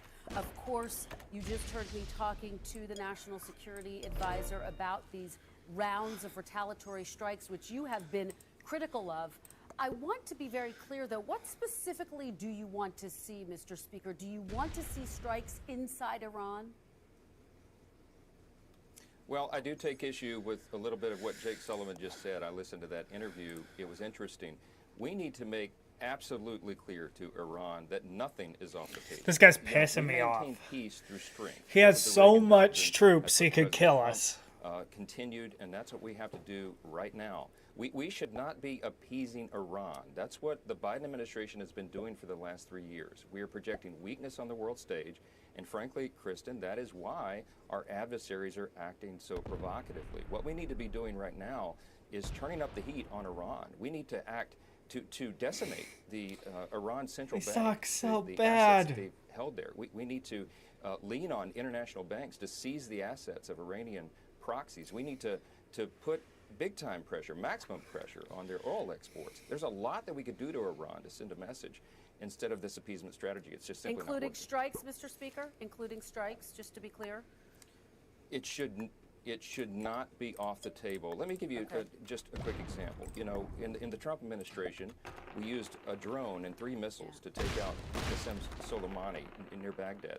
That sent a strong message, and it quelled all of the activity there. What we're doing right now, we're using potentially hundreds of munitions to strike close to 100 targets so far, but we're not going right to the heart of the matter. I think that's a real problem. And of course, the Biden administration has argued they have launched a number of retaliatory strikes against all of those attacks. Let me ask you, though, about your surprise move on Saturday, Mr. Speaker. You proposed a new standalone aid package to provide funding for Israel. Why are you playing like we're And gonna of win? course, comes just Like you're hours still gonna before win. The Senate is set to unveil the details, the text of its border deal, which would also include funding for Israel and Ukraine. You just heard Jake call it a ploy, a political stunt. Why not wait for the Senate to put out their bill first? Well, let's make a couple of things clear here, Kristen. You know, we passed the support for Iran many months ago, 3 months ago. Immediately after I became Speaker, we sent the necessary resources there. We passed our bill on border security 9 months ago. It's been sitting on Chuck Schumer's desk collecting dust ever since. The H.R. 2, which is our signature bill right out of the beginning, right out of the block. Yes, you can win. Would have solved this problem. We would resolve the broken asylum system and the broken parole system. We would reinstitute Remain in Mexico, which would stem the flow by probably 70%. We would end the catch and release, the mass releases of illegals into our country that's happened. This border is out of control. All these problems have mounted, and the Senate has been dithering ever since. We cannot wait anymore. The reason we are going to send the new Please Israel don't package kill over is me. because the time is urgent, and we have to take care of that responsibility. Mr. Speaker, as you know, that bill that you passed in the House would be dead on arrival in the Senate. Your Republican colleagues in the Senate have said as much. So I guess my question is, did you propose this standalone Israel aid package to kill this compromise deal in the Senate? No, we've made very clear what the requirements of the House were, and that is to solve the problem at the border. Apparently, the Senate has not been able to come to an agreement. They've been suggesting text should be filed maybe today, but we've been told the same thing for months now. We've been awaiting their action. We cannot wait any longer. The House is willing to lead, and the reason we have to take care of this Israel situation right now is because the situation has escalated, of course. I mean, the Hamas terrorists have not relented in their attacks on Israel. We're now having, of course, U.S. personnel being fired upon there, and of course, with the retaliatory strikes that are taking place, the heat has been turned up there. Israel has never been in greater need of our support, and the House is serious about that. I believe we'll pass this with a wide margin and take care of that responsibility. As you know, though, the Senate is poised to release the bill text today, Mr. Speaker. Let's talk about what is in it. We haven't seen all of the details yet, but it is expected to speed up the asylum process, mandate DHS shut down the border during surges, end so-called catch and release, which you just mentioned, and expand migrant detentions, just to name a few of the things that it does. Will you put a bill like that on the floor for a vote, given that you're saying we have to address the crisis at the border? Well, you're addressing some of the rumors about what are in this text. It's been negotiated behind closed doors by a small handful of persons, and even most of the members of the Senate don't know what's in it. What we've also heard is in it is that there might be limits of thousands per day before retaliatory measures or any measures would be taken place to shut down the border. But here's the essential point. The President of the United States opened the border. We documented 64 specific actions that Joe Biden and his agencies have taken to create this catastrophe. They did it intentionally. That's why his approval rating is in the tank. 60% of the people disapprove by your latest poll. The reason the presidency is imperiled, as your opening monologue stated, is because this is an abject failure of leadership. The American people are done with this. The border has to be secured. Just win it already, bro. He doesn't need another act of Congress. He could do it right now, but he's unwilling to do it. As you know, the White House has completely dismissed the allegation that in any way the migrants and surge of migrants have been intentional on the part of the president. In terms of him being able to take action right now, Mr. Speaker, you know as well as I do that an executive order would only be met by legal challenges. You have a chance to do something right now. The details we laid out are not rumors. That is based on negotiators who were in the room. Were you offered a briefing on this compromise bill, and will you put it on the floor? Are you going to? Well, when they began to do the negotiation, I suggested immediately after taking the gavel, I suggested to Senate leadership that the House should be involved. We should be in the room. I wanted to send the chairman of our committees of jurisdiction to be a part of that negotiation, and they said, no, let the Senate take care of it. We'll send you something. Were you offered a briefing, Mr. Speaker? What we're hearing right now is not. But were you offered a briefing? No, I have not been. No, I've had individual senators call and give me tips and offered things that are going on in the room, but we've not been a part of that negotiation, and I have been absolutely clear from day one since literally the next morning after being handed the gavel in late October, what the functional equivalents of H.R. 2, what those are, and why that was necessary to solve the problem. I took 64 House Republicans to the border in January. We heard from the people in charge, the Border Patrol agents, the people there, and they said, these are the things that you must do to stem the flow. And the reason we have the biggest immigration catastrophe, border catastrophe in U.S. history is because President Biden took these actions. I can name them for you specifically what he did. Mr. Speaker, He does I have want to executive see how authority right bad this guy is. Like, this guy has to be a beginner. There's. Mr. Speaker, you talk about H.R. 2 again. He's like never won before, I feel like. Say that stands no chance of passing through the Senate. You have an opportunity to do something right now about the situation at the border, which you've been calling for new legislation on the border since you first took office. But let me ask you about Donald Trump. He said any Republican who votes for this deal should be ashamed of themselves. You've said you speak to him frequently and that you've discussed this deal with him, quote, at length. Is Donald Trump calling the shots here, Mr. Speaker? Of course not. He's not calling the shots.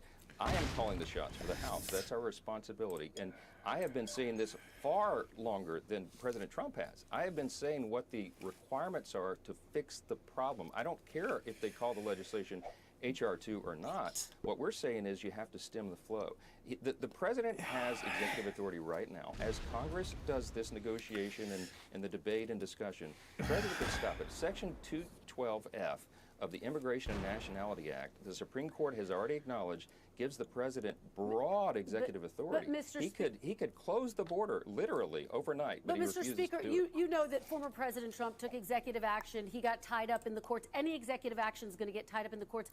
You have been calling for legislative change to actually deal with this problem. You are now the Speaker of the House. Do you not have a responsibility to your voters, to the people who put you in office, to address what you have called a crisis? What is this guy doing? Isn't something better than nothing? When this Chinese tech company stole personal data from Americans, President Trump banned the company. But Tim Sheehy invested in that company. Shady Sheehy, worth hundreds of millions, sold us out to communist China to make even more.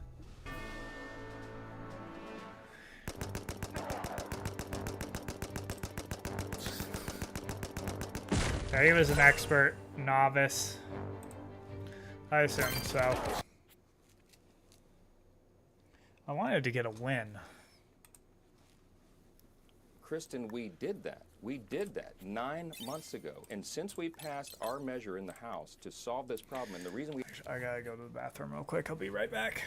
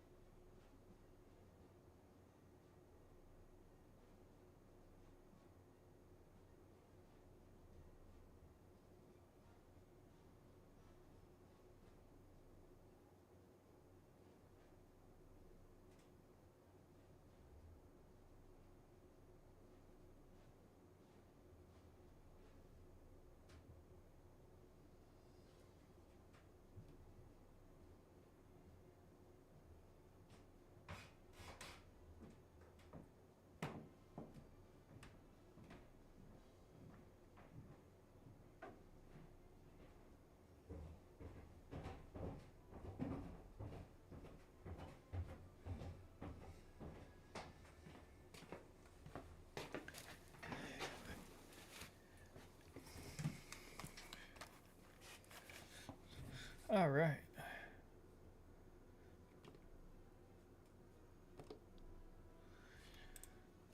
We had to do it is because we saw that President Biden was not fulfilling his obligation under the law. That's why this is such a failure of leadership. But we did our part. And by the way, since then, in the 9 months since that bill has sat on Chuck Schumer's desk collecting dust, 1.8 million illegals have been allowed into this country, welcomed into the country, sent around the nation into every communities here, everyone listening and watching this morning.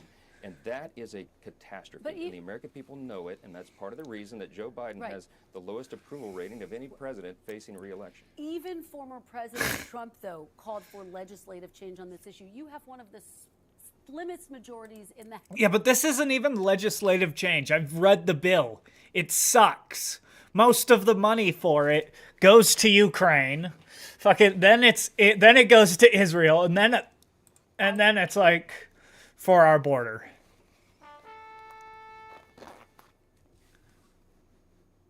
I do not want to play against that many bots. It's so dumb. Ooh, I did not mean to ready up. Oh, man. Well, looks like I'm playing against 3 bots. In history, don't you have to compromise to get something done? What you passed in the House can't pass in the Senate, Mr. Speaker. You know that. We are willing to work. We are willing to work with the Senate. I am not disclosing that, and I've been very consistent for the 100 days that I've had the gavel. We're willing to work, but they have to be serious about it. If you only do a few of those components, you are not going to solve the problem. And Kristen, that's not a Republican talking point. That's what the sheriffs at the border, the Border Patrol agents, the deputy chief of U.S. Border Patrol, a 33-year veteran of the agency, told us. He said it's as though we're administering an open fire hydrant. He said, I don't need more buckets like the president's proposed. I need to stop the flow, and we know how to do that, but Joe Biden is unwilling to do it. Let me ask you about your decision. And by the way, Joe Biden has said he... And yeah, what that bill is basically more buckets is what he's saying. Like, so that it's basically so that we can integrate these people into our country, not so that we can, not to stop people from coming into our country, which is what we need.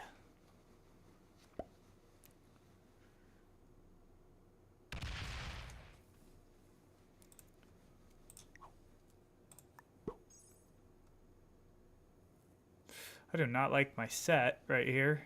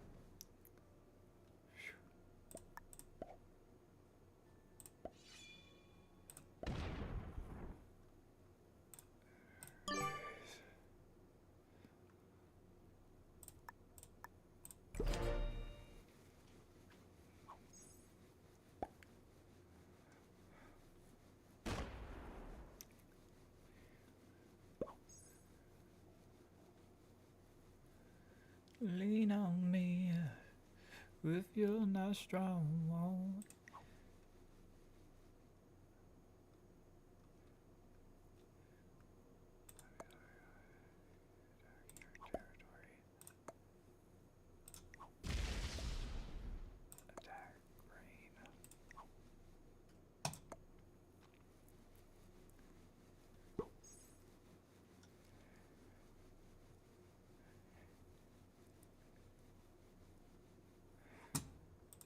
He would shut down the border. He's calling for more funding. He's calling for you to pass this legislation. Let me ask you about your move to impeach Secretary Alejandro Mayorkas. Not You accused him of, quote, Ooh. willful and systemic refusal to comply with the law, a breach of public trust. Mayorkas has said these claims are baseless and politically motivated. What is he doing? What's interesting here is that some prominent conservative legal experts who oppose Donald Trump's impeachment also oppose the impeachment of Secretary Mayorkas.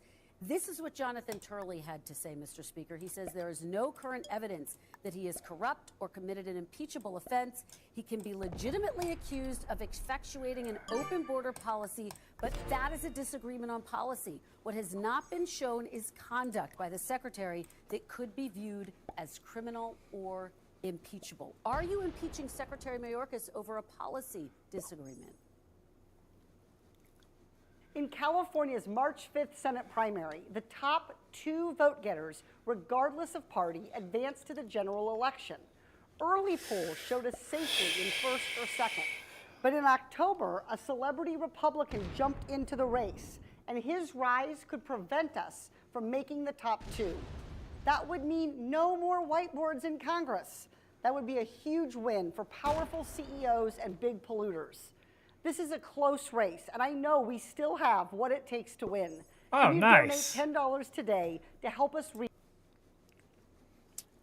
Jonathan Turley is a friend and a former colleague. I was a constitutional law attorney and practitioner, litigator myself. And I also worked on the impeachment defense team for President Trump twice. So I'm very familiar with the law. What we're suggesting here is that Secretary Mayorkas has openly defied federal law, openly, repeatedly, engaged in a practice of defying the law that Congress and has put on the books and previous presidents have signed. He has also lied to Congress. He has misrepresented facts over and over. And by that, and because of that, he's obstructed congressional oversight. All of these are constitutional responsibilities that we are unable to fulfill because this cabinet secretary has decided to defy federal law. Extreme times, desperate times call for desperate measures, and that's where we are.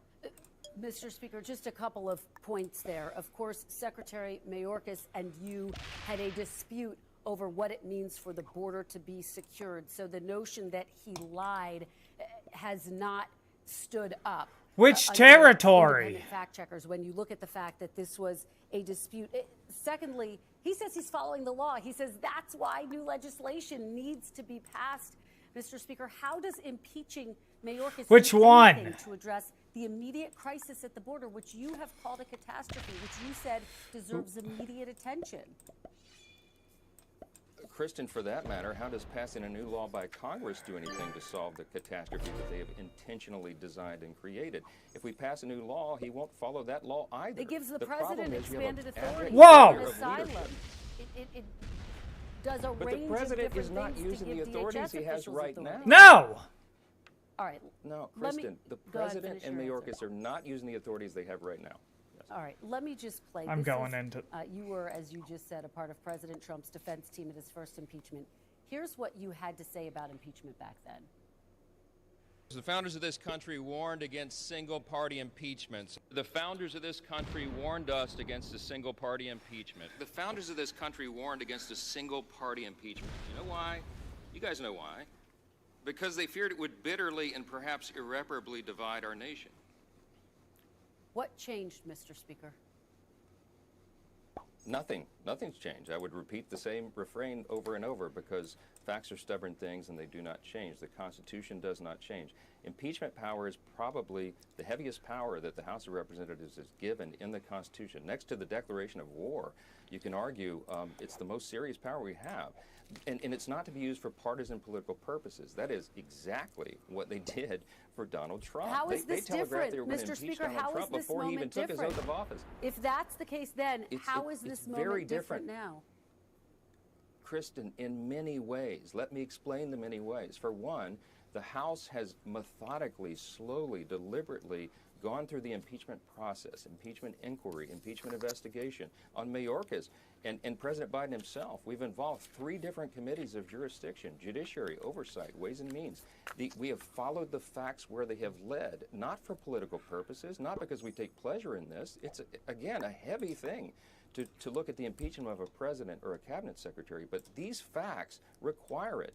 The House of Representatives has the constitutional responsibility of impeachment, and that begins with the investigation, and it must be very carefully, methodically done in a nonpartisan manner. That's exactly what the House Republican majority has done here, and it is exactly the opposite of what the House Democrats did in the previous administration. That is a fact, and we can follow those facts and understand them for what they are.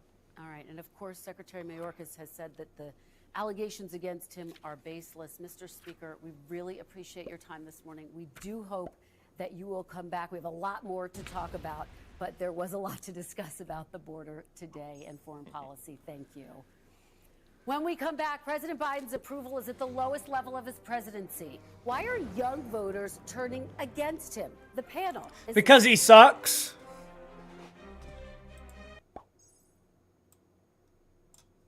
Biden's approval is at the lowest level of his presidency. Why are All young right. voters turning against him? The panel is next.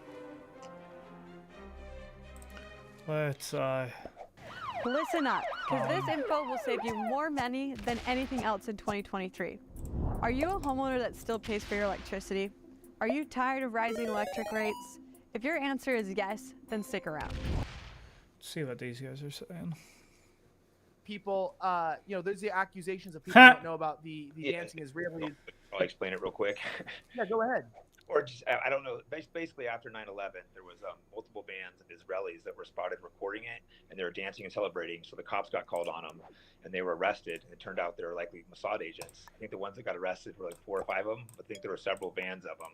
So they're Mossad agents, and they kind of deported them with keeping it quiet without saying much. And it's a deep rabbit hole. They were connected to some moving company that turned out it was a shell company, doesn't exist, also was tied to Israel, the Israeli government. So it's like, what were these people doing here recording?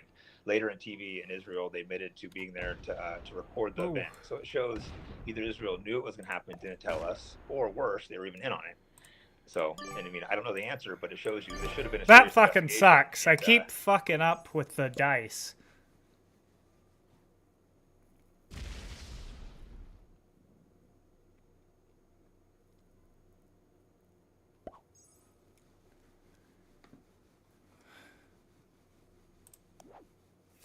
Oh.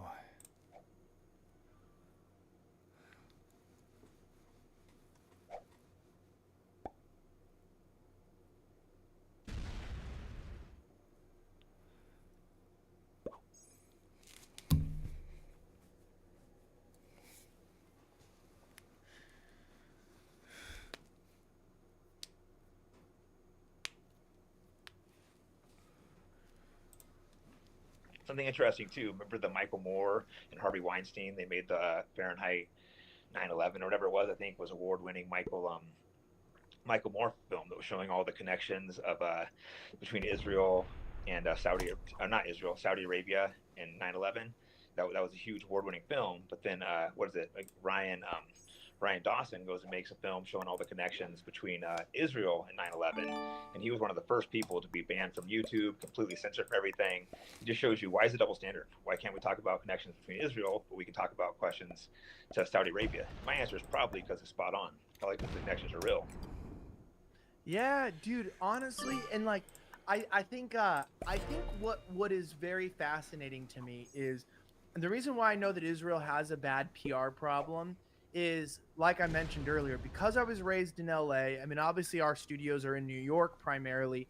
I know a lot of Jewish people. I've been around. I may or may not have hooked up with Jewish, girls. Whatever. We're not going to go into this. I may or may not have hooked up with Jewish girls. But they don't just take land; they also take up a lot of space in their titties. So the thing is like, when you look at these people, I have no reason to hate anyone. I have no reason to be against anyone. I'm just using my mind. And so when you take a kid out of, Hollywood, California, who, is this metrosexual guy who's just hanging out, living his life, and he's noticing, not just a little bit, he's noticing a lot. Maybe he's not the bad guy. Maybe I'm not crazy and I'm insane. Maybe what they're doing is so unavoidable and obvious. It's so extremely in your face that if you didn't notice, you're either willfully ignorant at best, and at worst, as my guest Tommy Sotomayor said, you are a fucking retard. So it's like, there's no other way for me to excuse it. And I actually respect people more like RFK. I only respect him where he was silent. Because at least if you're silent, I know that you know, but you just don't have the balls to admit it, or they're gonna kill you. So like, people who just don't weigh in or just try to avoid it, I have more respect than the people who deny it, because that's different, right? Because you may not be at a place on your journey to where you feel free enough to speak your mind. But to sit around like some of the representatives from PragerU and be like, people just hate me. I saw this car video from their guys. Like, people just hate me. They give me death threats because they're anti-Semites and they just hate Jews. But the Hamas attacked the Jews. It was like this like weird rant thing and a lot of head wobbling. And it was like, he thinks that I helped him. do you know that he thinks that I helped him. He really thinks that I helped him. Oof. That's hilarious. Do you thought this started October 7th? Like, you thought this was a feud, like a fucking Beverly Hillbillies and a fucking Jethro shot at my mansion? Oh, that's so funny that he thinks that I helped him. People do not like, at least be honest. And that's what I feel like is a problem with the pro-Israel side, is it's so dishonest. But also, I want to get your opinion on this. This might even make some of your followers upset. Hit it. I feel like there's a lot of dishonesty on both sides because the other side, the pro-Palestinian side, sees the dishonesty from Israel, is mad. So then sometimes there's some bad faith actors there too who are jumping the gun, and they're not waiting for the facts, they're not waiting for the truth, and then they don't apologize.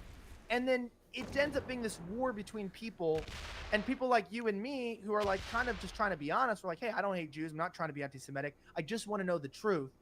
We kind of get lumped in where one side says we're not extreme enough and the other side says that we're too hateful, and really we're just trying to get to the truth. Like, what do you think about that? The fact that a lot of the people who are the most vocal are a little bit sometimes probably the least accurate. Maybe he thought I was trying to help him. Right. I think that's the problem. I think Twitter rewards extreme opinions, so it makes you encourage you to go more extreme and push bullshit. I think I try mostly to be accurate. I fucked up and posted a few things too fast and gone and deleted them, and usually apologize. Yes.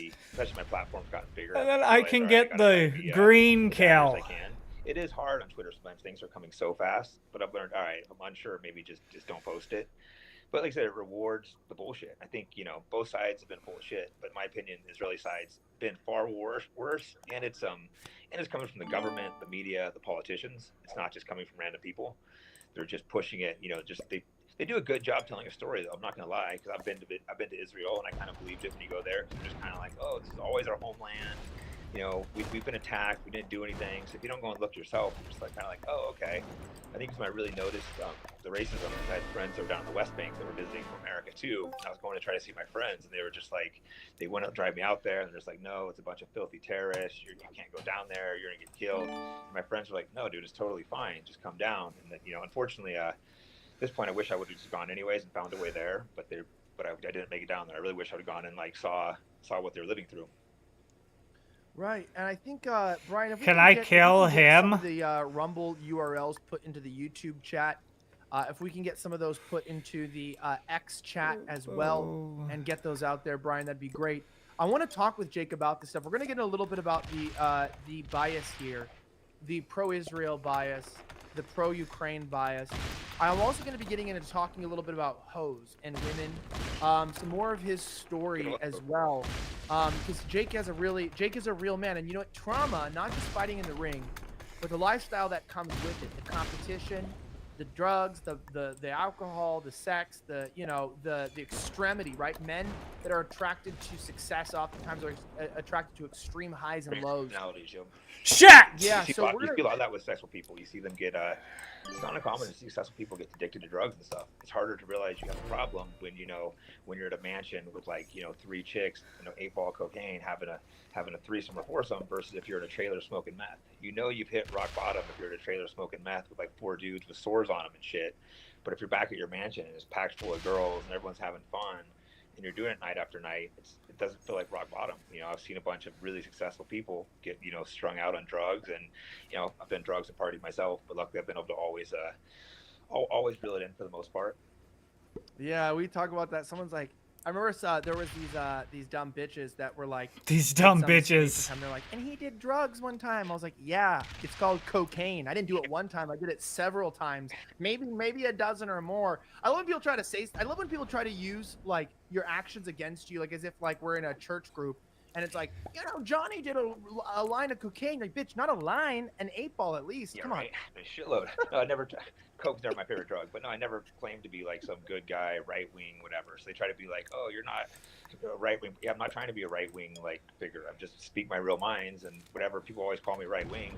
I grew up, spent like 20 years in San Francisco, so I don't really consider myself right wing. I guess I kind of lead that way, but I have lots of left wing friends too. I go to all kinds of fucking Burning Man parties like that. Yeah, and I lean there too. I think getting married, having a kid has tamed me a bit in that regard. But yeah, but I also agree with you on that too. It's like I remember like when I was doing my show, I went to Coachella, and everyone's like, "Why'd you go to Coachella? That's not right wing." I was like, "Brother, I'm just me, okay? Exactly. So let's keep it real." Coachella's fun. I've been there like 4 or 5 times. That was a blast. All the free parties, all the sure, it's cheesy, but it's fun. It's hot girls everywhere, drugs everywhere. Celebrities. It's a great time if you're going with the right people. But it's important to have fun in life sometimes too. If you don't want to do it, don't. But for me, I was younger. I was having a great time. I don't regret it at all. Right, and I want to go to that. So let me go to my page here, Brian. I want to show you this. You guys are, for the rest of the show, you're going to go to Rumble here, rumble.com. You can watch right now Censor.tv. Don't forget you can join that, as well as you can join the Locals community. It's free. ElijahSchaefer.locals.com. You guys can join the live stream chat. Plus, I think it's by this Wednesday, we'll have the new chat up on the Censored website. I'm going to go ahead and... Good game.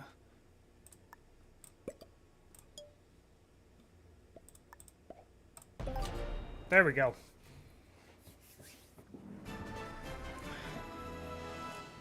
Finally. That was a bad start, too. Man.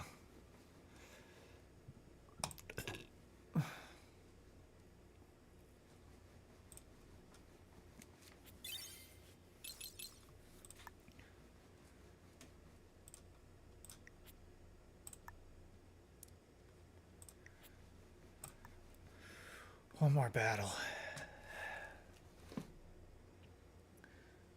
I'm gonna be back in a minute.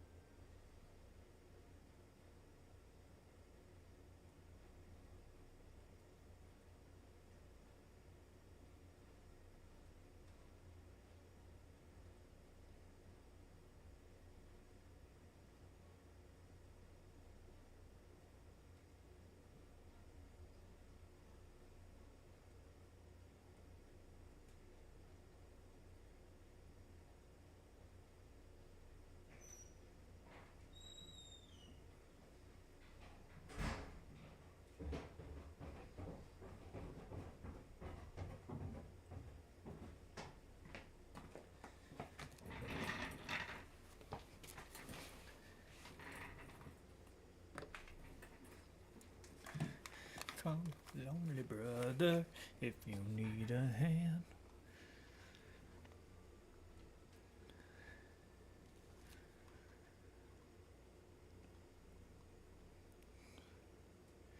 Yeah, did you see that Aiden Ross got scammed by fucking what's his name? By 21 Savage? That shit was crazy. Let's watch that. And then he got scammed by Playboy Cardi, too.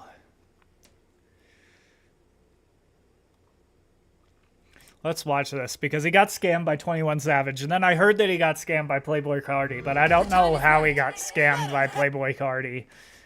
So I want to watch this to see. We need your... Why does he keep getting scammed by all these rappers, bro? Bro.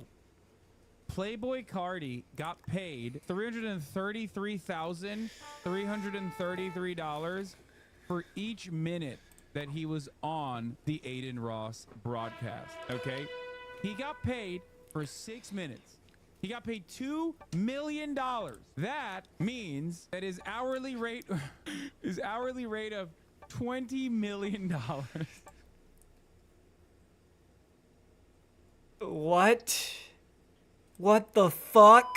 Speaking of stuff that black Zoomers are into, Aiden Ross got owned again, which we are going to talk about. Okay, first let's do this. 21 Savage, after scamming Aiden, calls him to talk about Cardi. Or actually, you know what? We'll do the Cardi conversation afterwards. Here, let's go to our right-wing white correspondent. Largest live stream scam just happened. Ever attempted scam live on stream, because Aiden Ross almost got scammed out of hundreds of thousands of dollars. But yesterday, all right, we definitely saw the biggest ever scam, and it's not an attempt. They actually scammed the guy. Who's the culprit? Who's the person who got scammed? It is Aiden Ross again. We share something in common, Aiden. All right, we keep getting scammed left and right. You, I will say, out of a higher amount of money, because Aiden got scammed out of millions. Well, allegedly millions. We'll get to that in a moment. Now, what was the scam? Who scammed Aiden Ross? Believe it or not, it was another artist. It was Playboy Cardi who scammed Aiden Ross, because it was announced that Aiden would do a stream with Playboy Cardi after the Grammys. Because Playboy Cardi was in town for the Grammys. It happened in LA last night, and Aiden flew in just to do this stream. Oh. He allegedly paid $50,000 for the stream, which isn't weird at all to pay a big artist to come on to your stream, right? It's not too different from that football kicker who's got a show who... Yeah, it wasn't Aiden that got scammed. It was Eddie from State that got scammed, who was willing to shill $2 million. Apparently only paid $1 million, but it went dumb viral. What's the problem here? Well, the problem is everybody wants a piece of the clout, myself included, which is why we're all covering the story. I mentioned this as well before when I was replying to someone's take on this, but the entire point of this is like Aiden, it's a win-win-win-win-win situation. Okay? It's a win-win-win-win-win situation. Secondary markets eats, myself and Ludwig included. Aiden eats because he gets a lot of clout. There's definitely a little bit of clout that is associated with Kick too, I guess. I don't think Aiden wins. He lost fucking $2 million. This seems so fake and staged. 21 Savage thing too. That's what I was wondering. After this, it seems like it's staged. Like, how the fuck you get scammed 2 times by 2 big rappers in like a week? It was like consecutive days, I'm pretty sure. How does that happen? I think that I don't know if it's like fake and staged in the sense that like I do legitimately believe that it can be read as a marketing stunt, because like you got a lot of real-time media, and it's something that is so massive that it would be stupid if I didn't talk about it. As far as like pop culture goes, in our generation, this is a important story. Whether you recognize it as such does not change the reality that like this is something that everyone that has a TikTok account, for example, is going to be talking about non-stop. So as my job is to get you to understand the world and what's going on and what people are talking about. So of course I'm going to be talking about this as well, regardless of the real world impact. I can move from Israel, Palestine to some dumb shit like this. Yeah, I was there waiting 2 hours for Cardi. Plenty of people apparently were just like sitting there waiting for Playboy Cardi. Understandable. And then Playboy Cardi did the exact same thing that he's done with like many of his albums. It was a no-show. Okay. It wasn't necessarily a no-show. It was a little teaser. As far as I understand it, he won. Anyway, here, let's listen to what Ludwig says, and then I'll tell you what my take is. Come on and pays him $150K. You know, it adds viewership, it builds hype, you can talk about stuff, release stuff. It makes sense. It's a good business decision. However, Aiden followed up and said, I did not pay $50K. I paid a lot more. $2 million cash, to be specific, and a Ferrari 2024. And a Ferrari? Or music is coming from Playboy Cardi. Ooh, $2 million. Now you might be thinking to yourself, Ludwig, $2 million is absurd. There is no way it is worth that. Yeah, Playboy Cardi was literally playing video games while Iggy Azalea was birthing his child. So I don't put it past them on that. Point, I would agree. $2 million is a lot of money. However, let's look at the context. Playboy Cardi is a massive artist, right? 45 million monthly listeners. A lot of his... No, 2 million appearance fee is insane. And it is absolutely insane. And it's so insane that is the reason why I think he's just like these dudes up, okay? DJ Academics was 100% correct when he said rappers and celebrities actually like and only respect Aiden's money. I think it's the clout aspect of it too, but they can get the clout from Kai, but they also get clout and money from Aiden. So I think that's what it is. And if Ferrari makes it feel fake, I don't think it's I don't think it's like, oh, the Ferrari too makes it feel fake. Kai and Aiden? you said DJ Academics was 100% correct when he said rappers and celebrities actually like Kai and only respect Aiden's money. Yeah, but they also like the clout too. They like Kai, but they also like the clout that comes along with it. But with Aiden, there's like money and clout associated with it, so it's like more compelling. Otherwise, I don't think they would do it. Bro, he was in your hood the whole weekend with Luca Sabat. This could have been you.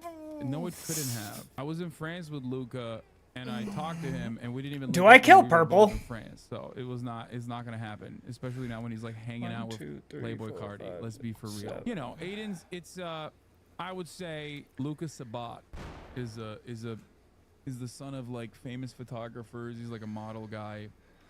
He's like a fashion kid. The whole Cardi persona did not translate to a live stream, and a lot of the W community is realizing how weird he is. I've said this before. Anyway, listen. No, it's not Aiden's parents' money. What are you talking about? Aiden has a lot of money due to Stake.com, the online casino. That's what Kick is owned and operated by, and the Stake owners have a real legitimate invested interest in making Aiden a more notable figure because he is the face of Kick.com. So that's where a lot of this comes from. Okay? That's where a lot of this comes from. So he has the capacity, and Eddie has the capacity to basically fucking do things like yes, this. feed me the kill. Feed me the kill. Even Aiden was saying it's literally Aiden's money. I don't believe that. I believe it's Eddie's money. I don't believe that it's Aiden's money. Songs have over 500 million views, and he hasn't dropped an album in over 3 years. And he's been talking about releasing music this year. Specifically, he was supposed to drop an album in January. Oh, what the fuck? So maybe, you know, my screen went out. 2024 music, there was some hype that he might announce something on. Hit him more so that it would be a pretty good marketing opportunity. Not too different from Taylor announcing at the Grammys, albeit to a smaller scale, but you get the idea. And for some more context, he got a lot of viewers. I think it was the most viewed Kick stream ever by peak viewership if we exclude botted streams, because I'm pretty sure these are all botted streams. He had 500,000 people. I mean, that's also botted. Let's be real. but still, he probably had a lot of real viewers. Like, I would assume that there was a lot of like maybe 200K real viewers in there watching the stream, which is a lot. And the stream did not go according to plan. If it went well, I imagine that number could have gone a lot higher, and the clips from it would have also been. Tyson had 130K. Okay, then I think like probably around. Aiden said it was 400K of Cardi's fans. No shot.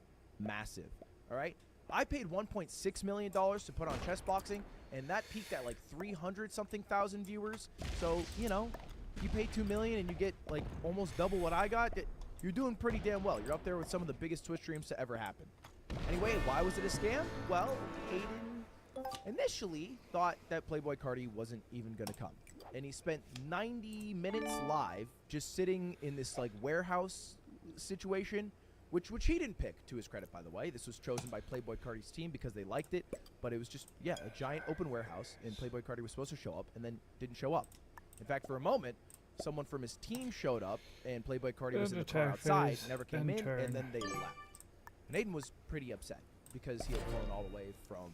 Yeah, the entire stream, as far as I understand it, is basically people waiting. Aiden goes live. It's like he comes in, he dances a little bit. Playboy Cardi comes in, dances a little bit. He's like kind of weird, like it doesn't translate well to a live stream alongside Aiden, because it only works well when Aiden is like playing the role of the L taker here.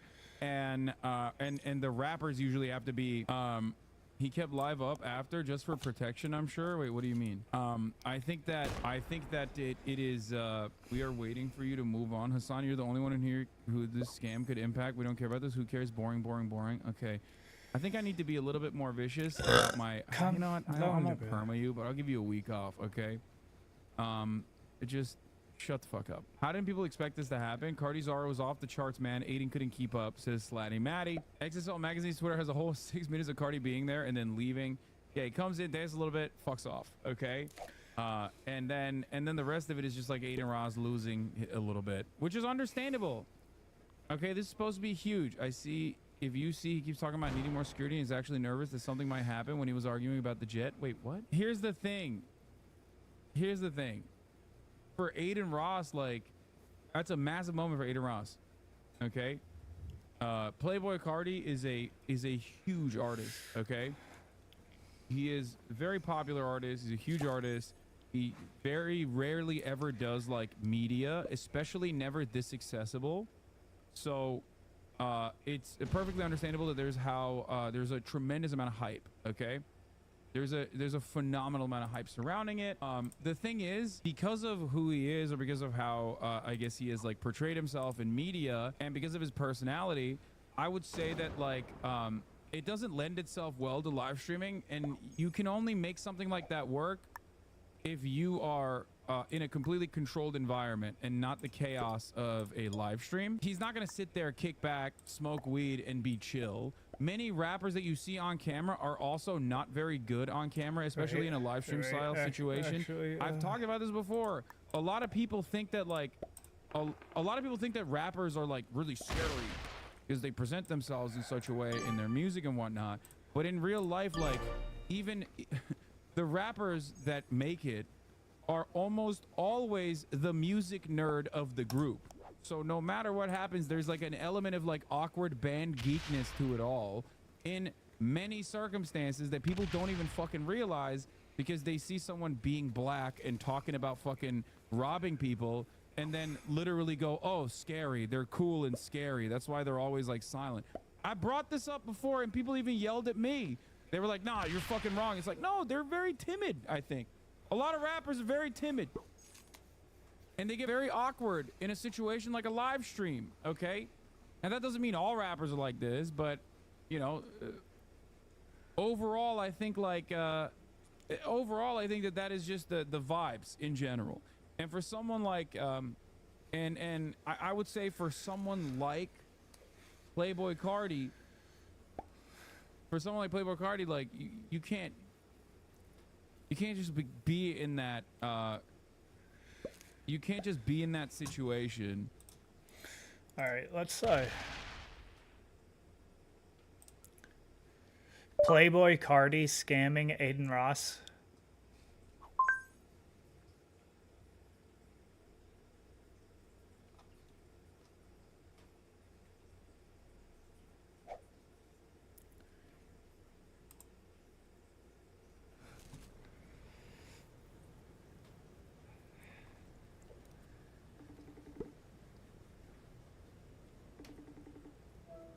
What up, bro? Yo, I'm live right now, bro. What's good, bro? Say what's up to the chat. What up, chat? I was just, I was just telling them that I'm gonna come to Atlanta and where you're from and shit, and a little nervous. Am I gonna get touched? Oh, Brody, why would you get touched? Thank you, bro. Yeah, bro. Everyone loves you again. They do? Yes, bro. I promise. They actually love you again after tonight. I'm confused. For real? Yes, bro. Like they were like, call them at this point. Yeah, they forgive you. They forgive they love you, bro. You told them you got your money, bro? I did. I swear. They thought it was fake, but I did. Did you told them that the card sold out? Yeah, yo, chat. His cards and his dice that he was selling on his website, they sold out. Yes. There you go. There you go.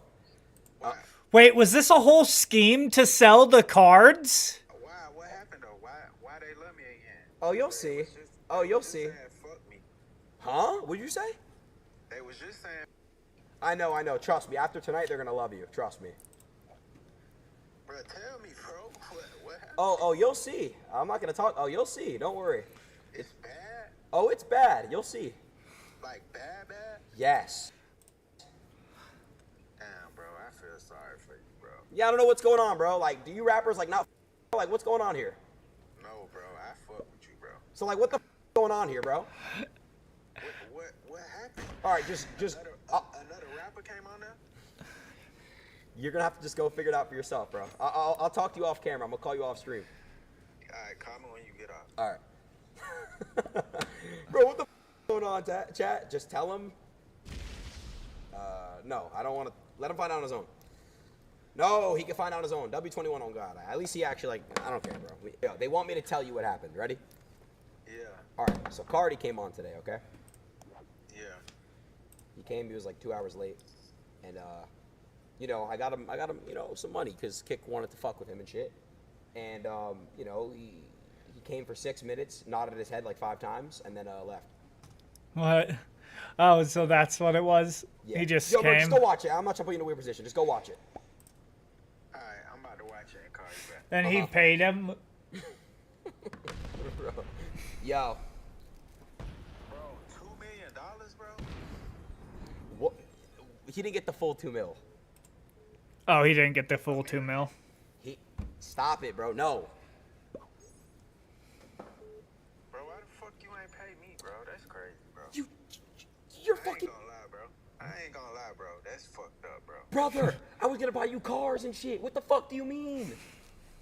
Bro, $2 million for 6 minutes, bro? He didn't get paid that. Bro, you paid for 6 minutes. No, I didn't. Well, I kinda. Bro, I just seen you give him a bag of cash. Okay, but bro, guess what? He's not, bro. Trust me, you and I are gonna make more money together like this. Okay, you and me are gonna make more money like this. Bro, we gotta have a talk when I see you, bro. I ain't gonna lie, bro. Bro, you and I will make more money together than him and he just made in 6 minutes. I promise. All right, call me when you done streaming, bro. Okay, I got you, Savage. All right.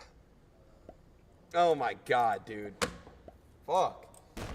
Dude, you know what's crazy? 21 really stayed for like 6 hours. Eddie, we should have just given him the bag. Actually, because of what happened. Y'all want to see the marks, by the way? I have the cards. No, I'm going to show y'all. I want to see these marks. I'm confused with what actually happened. Look where my finger's at. Y'all can't really see it on this. Yeah, you can. Look where my index is at. Look, look, look. Yo, it's a face. What the fuck? Bro. Oh, that's funny. Yo, Eddie, let me know if you want to play some high-low. Ace high-low.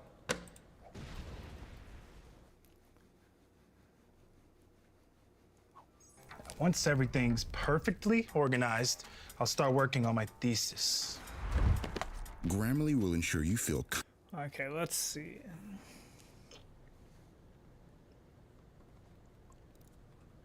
Let's see. I want to see him addressing the Playboy Cardi situation. He's still here. That's crazy, bro. Babsy, can you come fix this camera?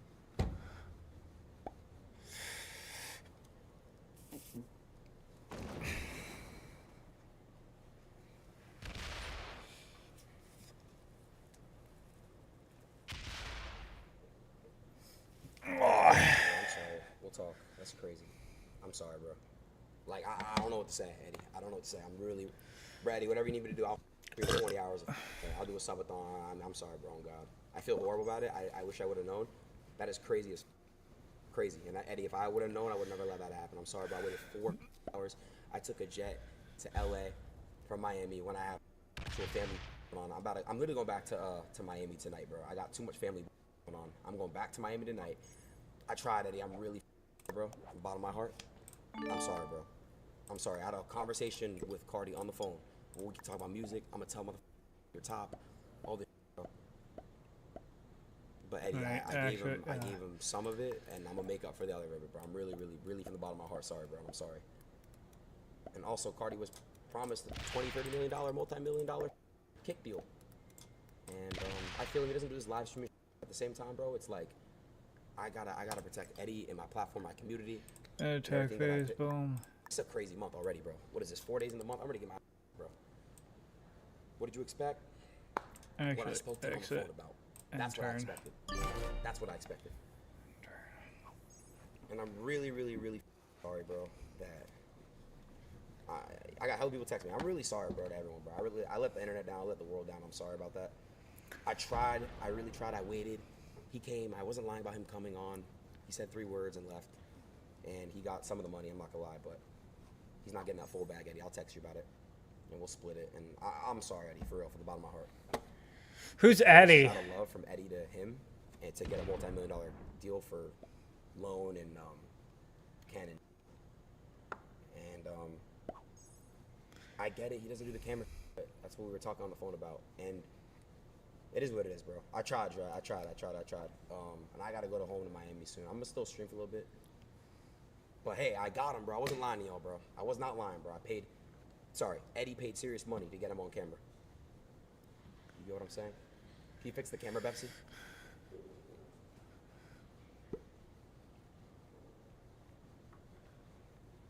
What is going on in this chat? This is 4 days into February. I'm sorry, and I'm sorry to all you Cardi fans, bro. I'm really, really sorry I tried, bro. I tried. I literally tried. I had this plan for, bro, guys. When this Chinese tech company stole personal data from Americans, President Trump banned the company. But Tim Sheehy invested in that company. Shady Sheehy, worth hundreds of millions, sold us out to communist China to make even more. Sick of all the ads like this one? Just head to adskiller.com, click on Activate Now, add AdsKiller to your browser. Confirm, done. No more ads, no more interruptions, ever. Again, adskiller.com.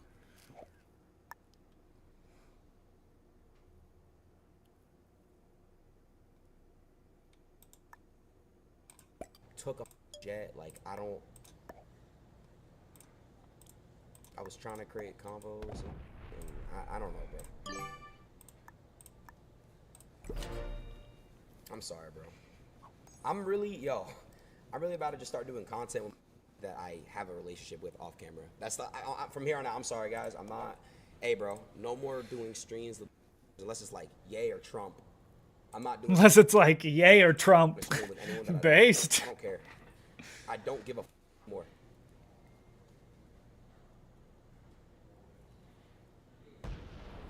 Like, that's really ridiculous, bro. And W Will, because Will was about to motherfuckers were yelling at me, and Will like stood right in the middle. Was like, yo, we're not going with that, bro. This is Aiden shit. I want to see the stream. That motherfucker had my back, bro. I think I still hear people arguing and shit. Like, this shit is ridiculous, bro.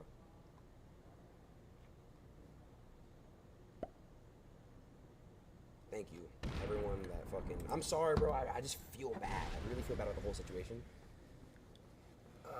Like, even Speed, like, thank you, Speed, bro. I'm sorry, bro. Like, bro, what the fuck, bro? Why can't I get, like, I don't get it, bro. I'm sorry to all y'all, bro. I just feel bad about everything. I'm gonna try to get another special guest over and to see if he's down to. What up, Kai? Bro. What up, Kai? I feel bad, bro. That shit's crazy, bro. I try my. No, because you jump into Ye and Trump, bro. No. Here's the thing, bro. That's it, bro. Listen to me, bro. You just need to bring niggas on that you know you fuck with. Yeah, no, I was just talking about that. He just jumped into Ye. Is he upset about that? I know. You know you fuck with, and that's not. You feel what I'm saying, bro? As your man, I feel like I feel bad for you, bro. Like, that's crazy, bro. Yeah. Niggas you fuck with, don't be going up to niggas that's the most popular or none of this, because, bro, you don't know how that shit gonna end up being. You feel what I'm saying? You need to gradually just collab with people that you fuck with. I'm just sick, bro. I'm just honestly sick of motherfuckers like finessing, bro. Like, straight up. I'm gonna say it, bro. Motherfuckers just finesse. Motherfuckers just. I don't even understand. No, but I don't even understand. I don't even understand how people like have that mentality. Once you have like a platform, like motherfuckers, and then you're rich. I don't get how you can even like want to do that shit. It's crazy, bro. Yeah, no, listen to me. Here's the thing, bro. Listen to me, bro. Fuck, bro. Just try to, just lay off the guest right now, or just try to just do shit with people that you know. Yeah, I'm gonna just stick to my SSB shit. Generally fuck with, because, bro, that's crazy, bro. You feel me? Like, I was excited for you and everything, bro. Oh God. It is what it is, We bro. gonna talk though. Yeah, we'll talk off camera, bro. Thank you, Kai. Alright. That's crazy, bro.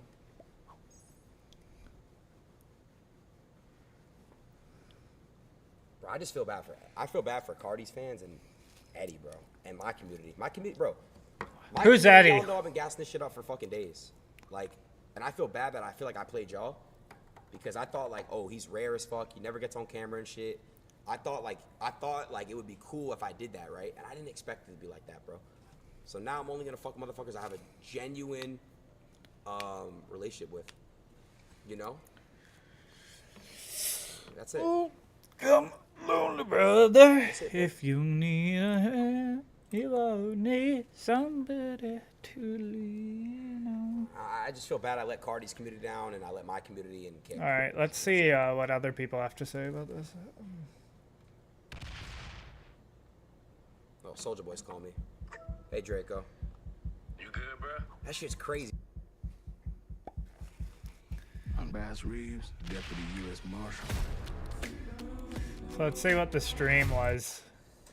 All right, bro. We got You can't even see him. Also, Playboy Cardi is fucking satanic. I don't. Chat. Cardi is here. Finally about time. It's so dark. It's not time, chat. Why they got it so dark in there? Turn on some lights, bro.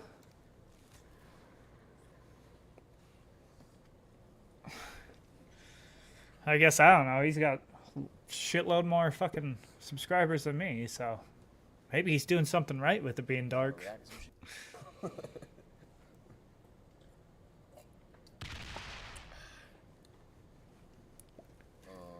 So how was the Grammys?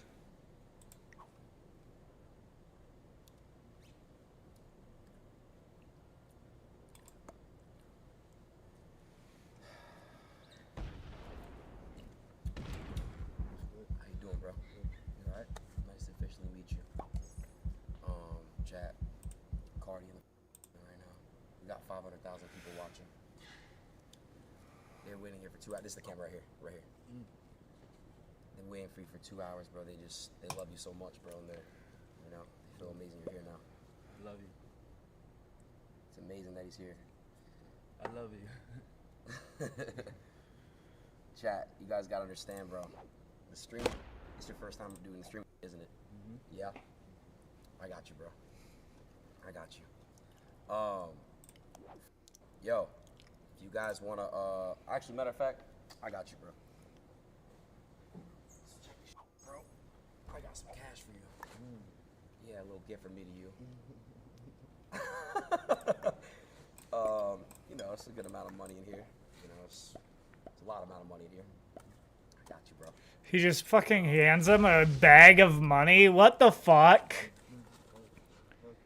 Oh. Hugs. Okay. Yeah, nah. You want to take a seat?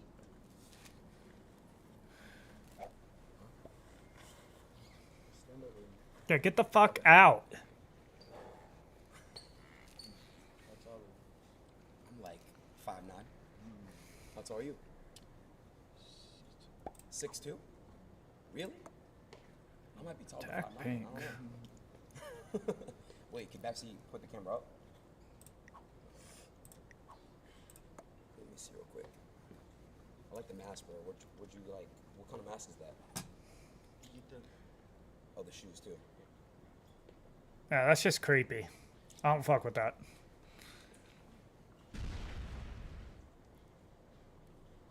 And then this is my outfit. Black Nike Air Forces. Yeah. Yeah. One day you gotta get me right though. Yeah? So Bro, rappers be dressing like fucking faggots. Who's actually a gift from Ye? Oh, really? Yes. Nice. I like it, bro.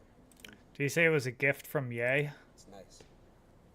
All right, well, chat, look, if you guys got questions for him, we don't got him for too long. You let me know. You let me know right now. I really do appreciate you coming, though, for real. I know you don't ever do shit like this, and it means a lot to me you're here. Thank you. And thank you, shout out to Kick again for making this shit possible. And I know Eddie's sitting here watching this shit, so that's fire. You guys know the album, right? Love you. Love you. Thank you. Thank you. Hold on. Wait, talk real quick. Love you. Thank you so much for everything. 2024 music. Thank you, Aiden. Bro, this is just kind of cringe. I do not like it. Us too for hospitality. Got you, bro. It's important that we have, like, you know, good bonds with the streamers. Eddie, we gotta sign him full time to kick. Put the camera up a little bit. A little bit more. Oh, there you go. You playing games and shit? Video games? No? Oh man. You gotta play some games with me one time. It'll be fun.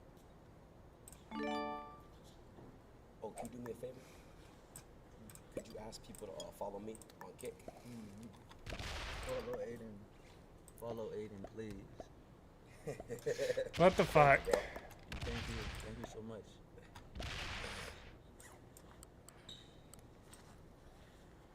Bro, why do you guys think it's not him? It's obviously him, bro.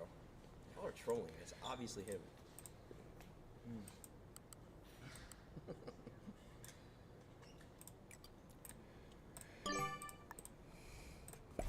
So how's the album coming along? It's coming along good? You excited for it? So excited. Damn, bro. Anything you could tell us? Tell the people? Mind blowing. Mind blowing. My best. My very best is actually insane. 2024. Once I don't again, like thank this. you for everything. I love you. You know, I wouldn't be here without anybody. So, thank you again. Ada Ross, thank you. I got you, bro. Yeah. Damn, bro. Like, it's just crazy you're actually here. I really appreciate it. I honestly didn't think it was gonna happen, bro. I didn't think it was gonna happen. I know you're very busy. You're locked in the music and stuff, so I didn't think it was gonna happen. How was your day today? What'd you do?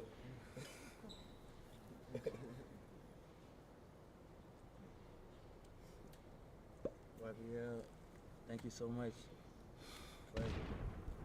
Back to the studio. 2024 music. You leave right now? Yeah. Alright, hold on, let me mute real quick. What the fuck? That's how If you wanna- short it was? That's so crazy. He just hands him a fucking giant bag of money.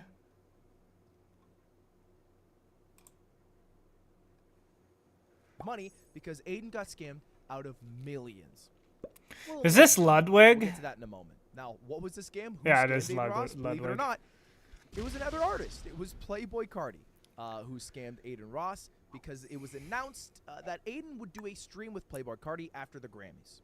Because Playboy Cardi was in town for the Grammys. It happened in LA last night, and Aiden flew in just to do this stream. And he allegedly paid $50,000 for the stream, which isn't weird at all to pay a big artist to come on to your stream, right? It's not too different from that football kicker who's got a show who gets Aaron Rodgers to come on and pays him $150K.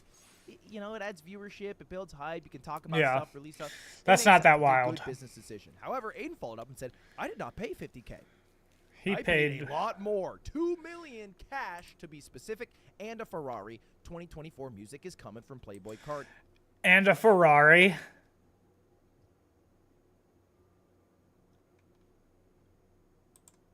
Ooh, $2 million. Now you might be thinking to yourself, Ludwig, $2 million is absurd. There is no way it is worth that. And to a point, I would agree. $2 million is a lot of money. However, let's look at the context. Playboy Cardi is a massive artist, right? 45 million monthly listeners. A lot of his songs have over 500 million views. And he hasn't dropped an album in over 3 years. And he's been talking about releasing music this year. Specifically, he was supposed to drop an album in January. It didn't come out. So maybe, you know, with Aiden's tweet 2024 music, there was some hype that he might announce something on Aiden's stream. Wouldn't be too weird. It'd be a pretty good marketing opportunity. Not too different from Taylor announcing at the Grammys, albeit to a smaller scale, but you get the idea. And for some more context, yeah, Taylor Swift announcing at the Grammys was fucking cringe also. I think it was the most viewed kick stream ever. Does he break him? Ooh. Because I'm pretty sure these are all botted streams.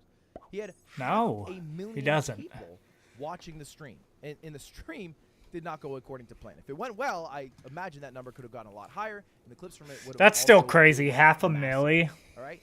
I paid $1.6 million to put on chess boxing, and that peaked at like 300-something thousand viewers. So, you know, if you pay $2 million and you get like almost double what I got, you're doing pretty damn well. You're up there with some of the biggest Twitch streams to ever happen.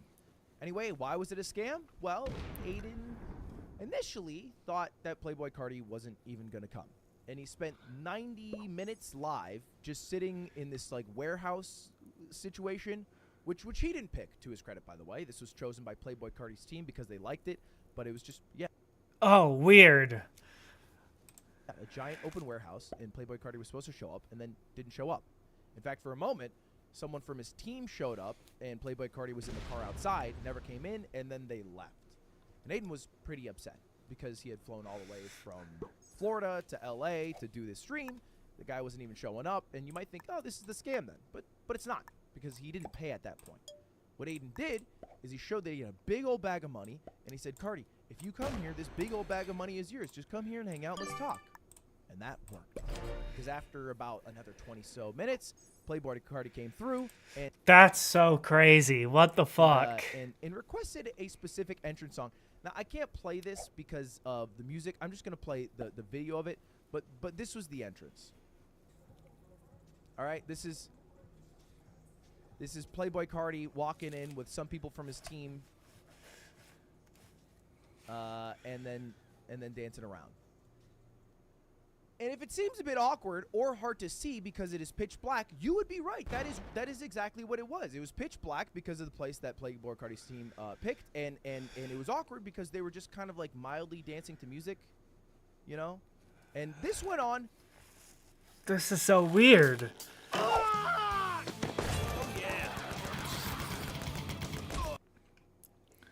Not just for one song, but for about like 10 minutes. The vibe was kind of like you got invited to a party that you thought was a party, and then you show up, and then it's actually like a kickback, and so... And it's like 3 people chilling there. Yeah, that is kind of what the vibe is. It's like, you know, nothing wrong with a kickback, but I expected a party, you know?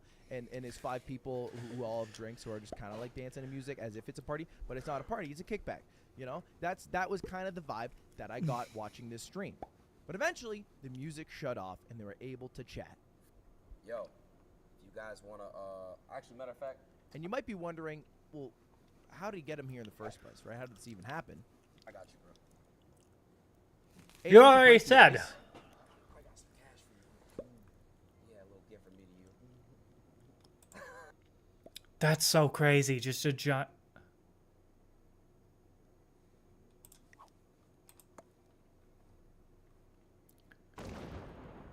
I thought he was going to say to get hit right there. I was like, fuck, no.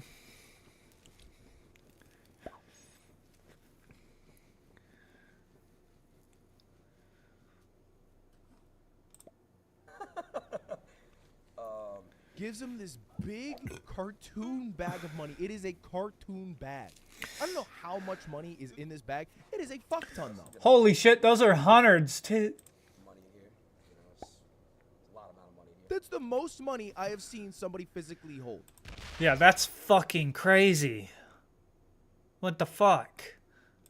All right, I have had the fortune of holding $100,000 after playing a poker game against Mr. Beast and mainly Alan Keating. Thank you, Alan.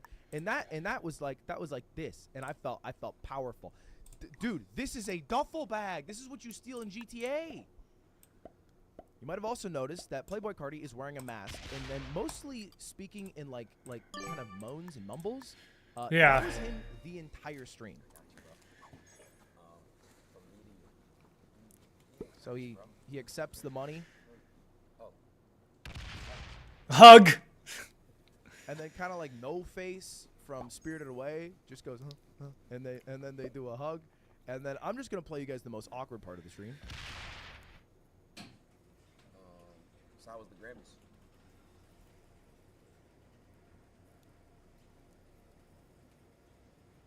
No answer? Dude, I'm sorry. Look, man, Aiden was trying here, okay? Credit to Aiden. He was trying. He was trying to get something out of Carti and trying to, you know, get some conversation going. I think at one point he said, let's, like, come sit, we'll talk. And then Carti said, no, you stand. And then they stood together awkwardly. No, you stand. How was your day today? What'd you do? What did he... What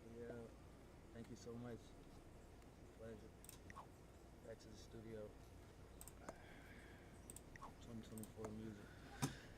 And then he just leaves. You leave right now? And then he left. Bro, I'd be so pissed if I was Aiden. Entire VOD excluding the music portion of Aiden and Cardi's stream. You I wouldn't fuck with any rappers anymore. Notice, If I got it is fucked 6 over by minutes long. both of the rappers. 6 Like, what the minutes, fuck? bro, we paid $2 million. We're talking $100,000 a word out here. It is impressive what his day rate is. And I looked at old interviews of Playboy Cardi. He wasn't normally like this. Like he spoke normally and he did normal interviews. Here's just the most basic question you can ask him, man. And how long have you been at it music? You know, I've been doing music all my life, but you know, I got serious when in high school, like senior year. And what kind of music? Like, he does full-on interviews. This is, to be fair, from a while ago, but he converses totally normal. But for the stream, where he got paid millions to show up, that is a performance he gave. And I can't encapsulate how bad and awkward it is, and I don't want to play all 6 minutes. So I'm going to play 30 seconds of Kai Cenat impersonating it. These are those rhombohedron crystals in your pineal gland. When those crystals become electrically activated, all of a sudden they start calling energy back to them, and they begin to build their own electromagnetic field.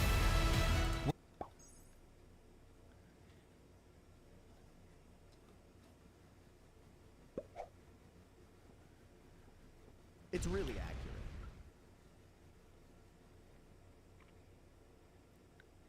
Oh, how did he know?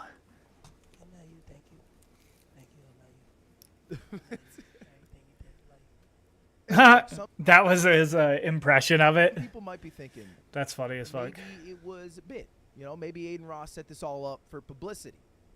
I don't think that was the case. All right, I've seen some of Aiden's acting because he's done some playing bits before. It is not that good. And I don't think Playboy Cardi was trying to go along with all that acting. I think this actually happened. What I don't think necessarily happened is that it cost $2 million. And we'll get to that in a moment.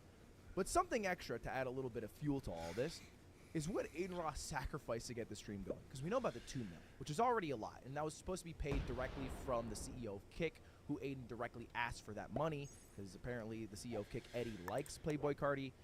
So you know, that's not really on Aiden. But Aiden did travel across the country. I have real life family shit going on. During family emergencies. I flew to Miami for one day. Flew right back here. Slept all day because I was tired and jet lagged. Woke up, worked out, came here, sat here for 6 hours, streamed for an hour and a half. He was here. He leaves.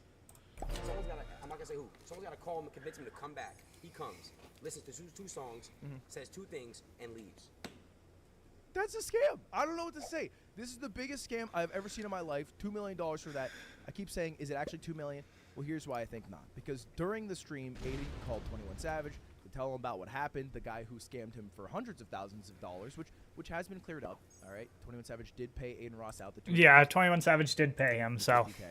And then 21 Savage calls Aiden back after watching that shit show of a stream and says this. Bro, $2 million, bro? What? He didn't get the full $2 million. $1 million? Stop it, bro. No. I mean, one sec.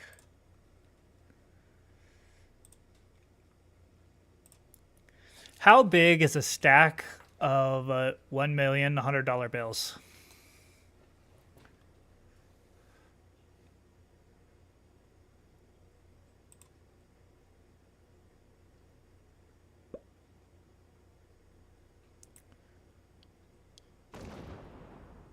All right. I guess not 1 million. How big is a stack of $1 million?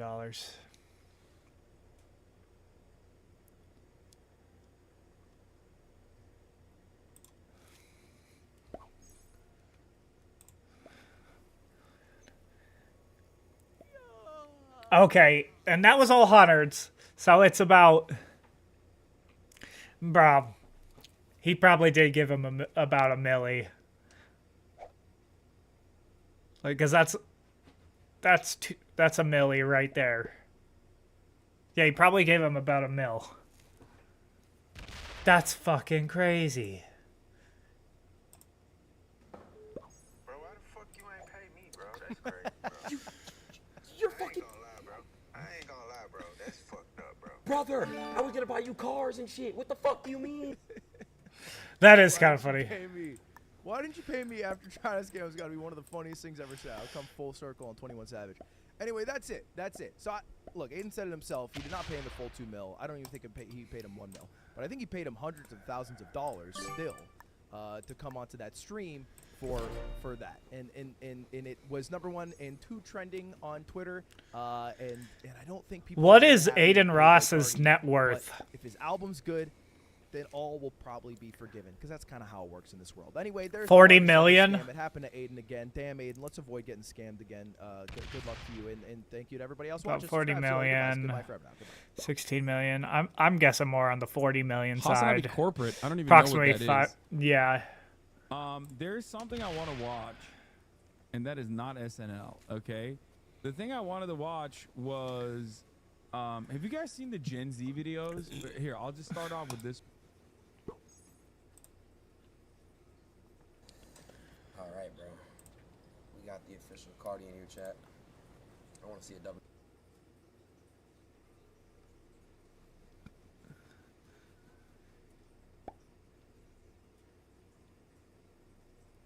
Let's see if this Welcome back to a brand new year at Clone High.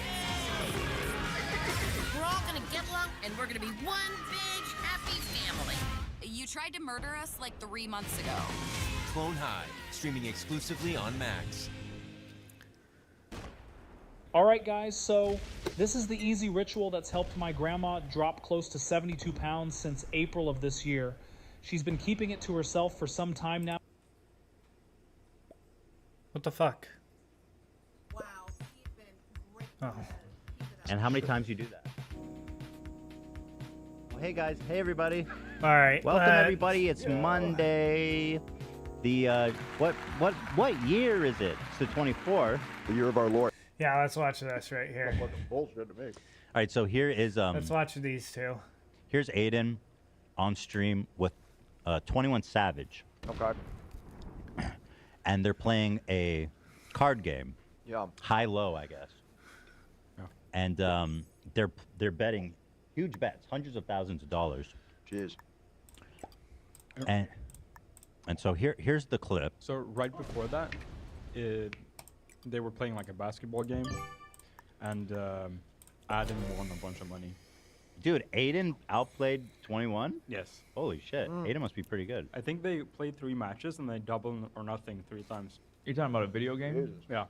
Yeah, I was like, they didn't play a fucking basketball game. I think they played Madden. Video game. Oh, No, okay, no, okay. sorry. But yeah, he was down. Sorry about that. Although, I don't know. Fucking 21 Savage looks out of shape as fuck in this. So Aiden Ross probably could beat him at basketball, because I've seen I guess Aiden Ross is decent at basketball. Well, he was down at one point. I don't know if he was down. Do you know, Love, if he was down from that game or if it was 400K, I think. Yeah. Oh, and this is on Kick now. So they started with a $1,000 bet. He lost. No gambling. Double or on Twitch, is that what nothing, it and is? then double or nothing again. Actually, yes, that is what happened. Yeah. All the gambling's on Kick now. I mean, it's kind of funny. The gambling company that was sponsoring everybody on Twitch made Kick. Really? Yeah. Wow. It's awesome, right? Wow. It's really great. The balls, dude. Yep. Wow. All right, so here it is. Yep. Then I'll explain. I do think that 21 Savage actually intentionally tried to scam Aiden Ross. He just wasn't able to get away with it, so then he paid him the money. Because, like, you don't just have no one just randomly gives you a deck of cards that are marked, and then you look at them this hard, and then you win. You know what I'm saying? So it's definitely fucking. So what do they definitely planned this scam. There's no doubt in my mind. Everyone chooses a card, and whoever gets a higher one. First last time. Don't be weird. So I think you you missed confident. Don't be weird. You show up first. At the start of the clip, you'll see 21 on the left and his friend. His friend will point out a card that is a high. There. See that? I did see that. As soon as Aiden looks away. But they know they're on camera, right? Right. I think he might think he's outside the camera shot or something. No way. So essentially, the point is they're cheating. Yeah. Oh man. And he's got to see the preview on the screen, right? Yeah. Probably a lapse of judgment. Or it's fake. Or it's fake. There is speculation that there is fake. It's Yeah, fake. I wouldn't be surprised. Yeah, I was like, it might be fake, is what I thought, especially after the Playboy Cardi shit. Although the Playboy Cardi shit seems less fake than this. First, can I show the Or first I don't last think they time? Don't be necessarily weird. planned it, but maybe they weren't doing You real seem bets. confident. Don't be weird. I don't know. You show up first. I can't lose. Well, Cool. it's important to keep in mind that 21 is close with Drake.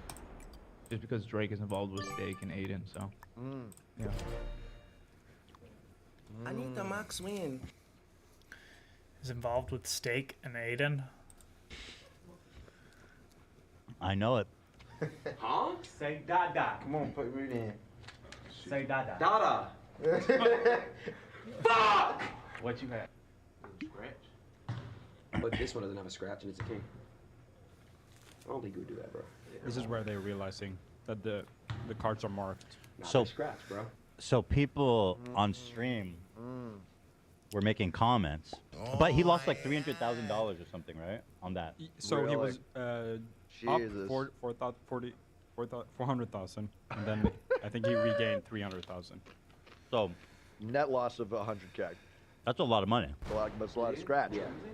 These Yeah, cards are Savage was scratch. down 400 and then came up, and Aiden owed him 250K by the end of it. Aiden Really? owed him 250. Yeah. So like, Look, I'll show you. how's anyone like it could absolutely be fake, right?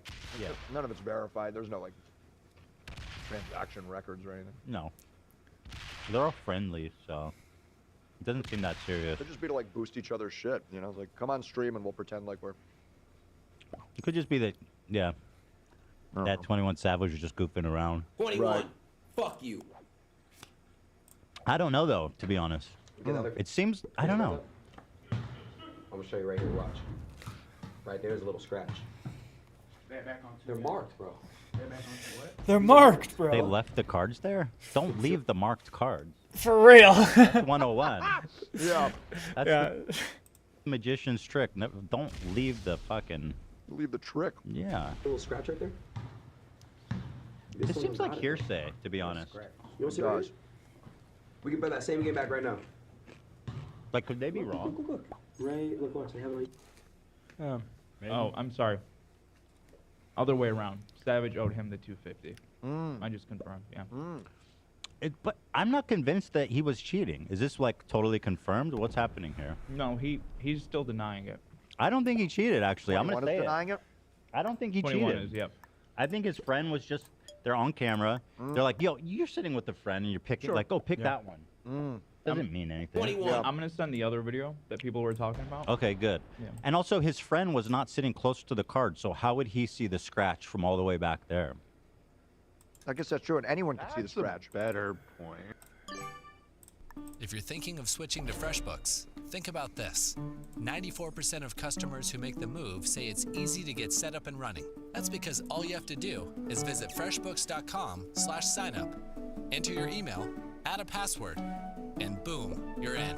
Then easily import clients, items, and expenses directly from your old platform and never miss a beat. And that's it. Wave goodbye to your old software and start saving 550 hours a year on your accounting. FreshBooks, the accounting platform built for owners.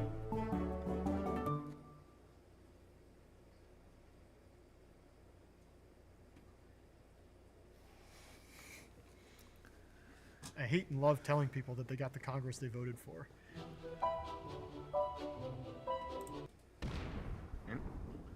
I mean, you might be. It's obviously subtle enough in their theory that he's like right on it to find it. So, and then why leave it there? Weird. You know, whose cards were they if they left them there? Right. I don't know. Each card. That one right there is a scratch. That one right there is a scratch. Am I Oh, tripping? people are saying that there was a different part where Wait, let he me see the switched cards. the deck. Let me see that. Yeah. That's the smoking gun. if you So know. 21 opens the deck straight from the package, and then he gives it to his boy, and then he gets it back a bit later. So Oh, that's shit. allegedly where they changed the decks. Okay. Let's scratch the card. We'll have to see. Yeah. So let's see. What do we think about Aiden Ross? I don't like this guy. For some reason, there's just something about him. I don't like him. He seems like he does some weird shit. Is he a nice guy? Nah. Okay. Not at all. He's a fucking idiot. I like Aiden Ross. Yeah. He's a poopy head. He was at a crossroad at one point where he could be redeemable, but he did not walk down the path of redemption. Really? He went through a breakup with a long-term girlfriend, and then became very close with Tate and started changing all of his views. And Really? Yeah. Oh no. Oh yeah, he like he's like obsessed with Andrew Tate. He thinks he's his best friend or some weird Oh shit. no. He's being groomed by Andrew Tate. It's kind of interesting. The wrong person to get. He be was a fan of. He was one of the 5 people that could visit Tate in jail. Really? Yeah. Holy shit. Yeah. Yep. I know. What How the do you do that? fuck? I know you wouldn't do that shit to me, but I don't know why the fuck is. Hold on, let me see this shit real quick. I sent the video of him switching the deck. So wait, what is this? Yeah, this one doesn't have it. Oh, this is at the point where he's confronting him about it. The queen has it. See? Look. See the 6? See? 21. Hold on. 21 Savage reaction is throwing me off. Yeah. That Yeah, dude's guilty as shit. he looks guilty. I think it's That's 21 right there? Yeah. confirmed. See? Bro. What you want? Huh? What you want to do? Oh, it seems serious. He goes, "What do you want to do?" Oh, he cheated. Oh. And also, AB, isn't it true that he gave the money back? He did. Yeah. Oh, then he cheated. Well, Yeah, you want to? I wouldn't do that. The fuck? Just get my bet back at 2K. well, he made it seem like it was somebody else on his team, and he wasn't. he wasn't right, aware of it. bro. Yeah, right. Someone else on your team marked the cards for you. Don't you have to know which cards to pick?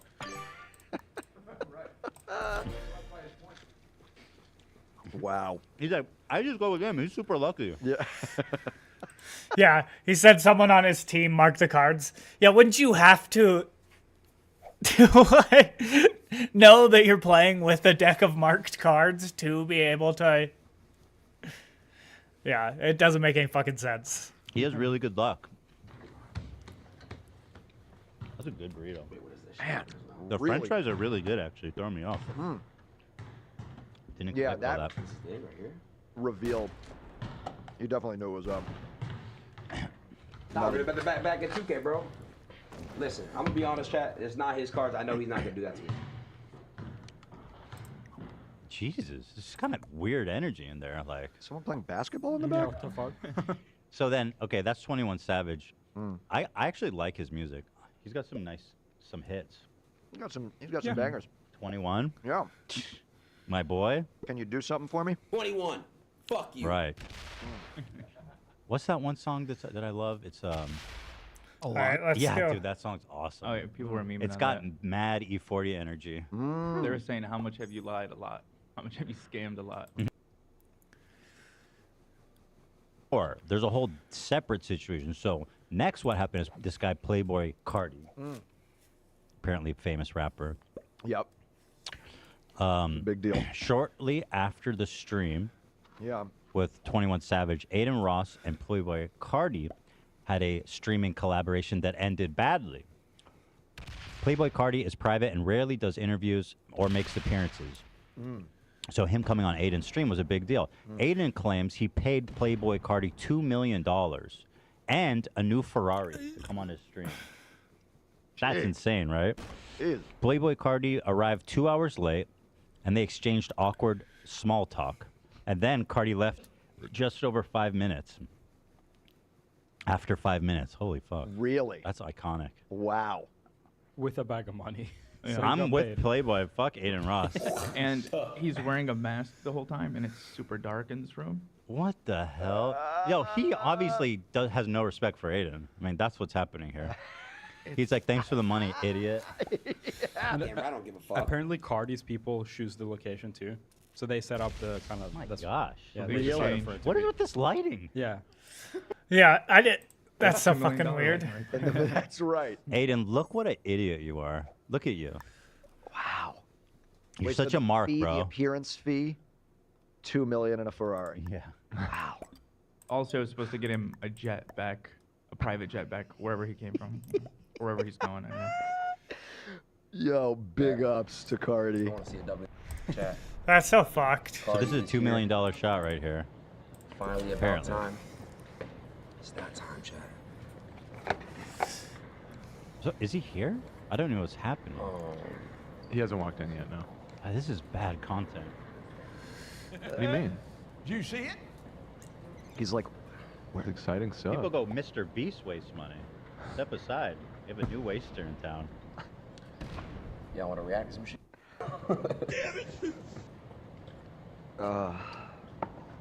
Bro's drinking out of 5 cups at once. So I was the Grammys. Why are you doing that? So his peak viewers in this stream was 487,000 viewers. Of him just sitting in a dark room. God. Yeah. 400. Did it peak when he was there or before? When he was there, I think. Really? And it averaged 300K over 3.5 hours. Average. Yeah. Jesus Christ. Fucking Bro, why are you drinking out of 1, 2, 3, 4, 5 cups at once? Fucking dumbass. What's the advantage here, buddy? Yeah, what the fuck? It's a flex. It's a huge flag. Like, bro, I fuck 1 cup. Bro. I'm on that 5-cup grind. Come on, man. You're over here drinking out of Low 1 again. cup. The thing keeps falling out. I don't know if it was another accident. It fell out of Trying to think, but nothing here. happens. Both times it fell out of there. Can I get a few more cups, please? We always we get cupped out. You want something to drink? I'm good, dude. I've got my gamer subs. I'm fucking loaded and rocked up. That's what's up. Yeah. All right, so let me fast forward to when he comes. Right there, right there. Right here? Yeah, There he is. he just shook his hand. Let me go back. and He's see wearing that. gloves too. Dude, what? Are you gotta be kidding me? How you doing, bro? This is embarrassing. Nice to officially meet you. Why is he meeting him chat. like he's Al Capone? What the fuck is this? Right now. You got 500,000 people watching. With a helmet.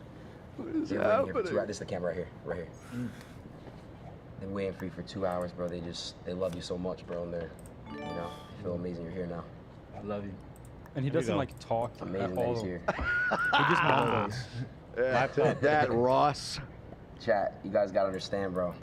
The stream, it's your first time doing the stream, isn't it? Yeah. I got you, bro. Cardi's I talking got like a shy Oh. like 5-year-old. Yeah.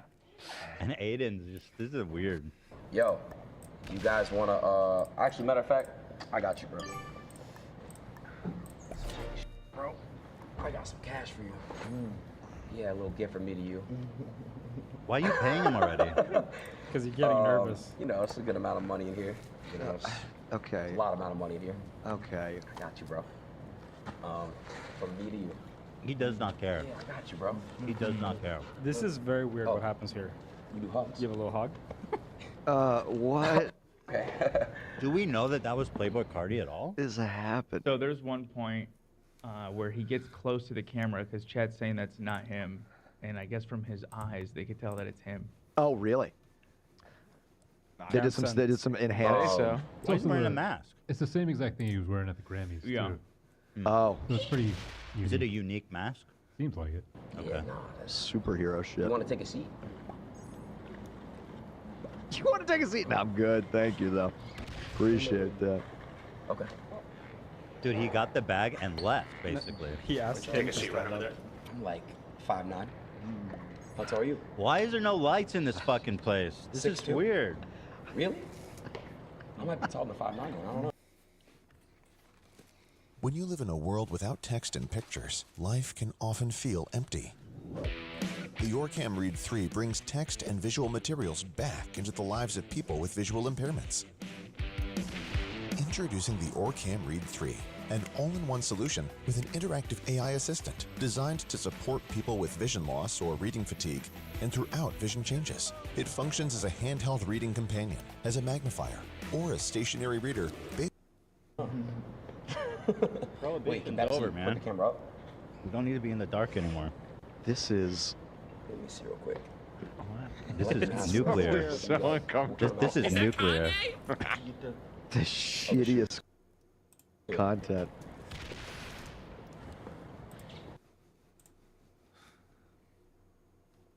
All right.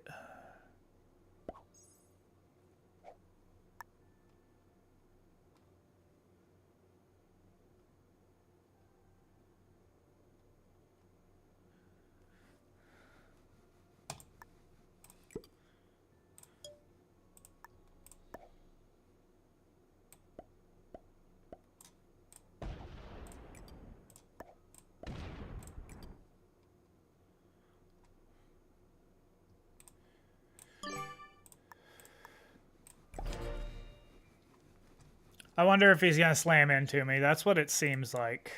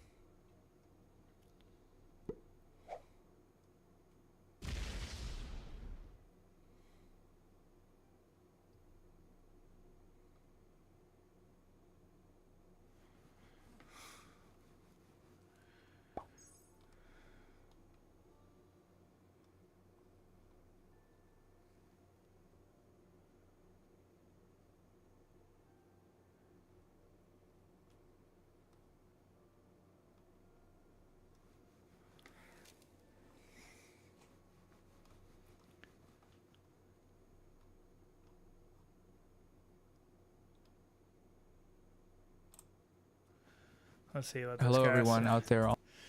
This guy seems cringe. Bro, if he breaks me, I'm going to be so pissed.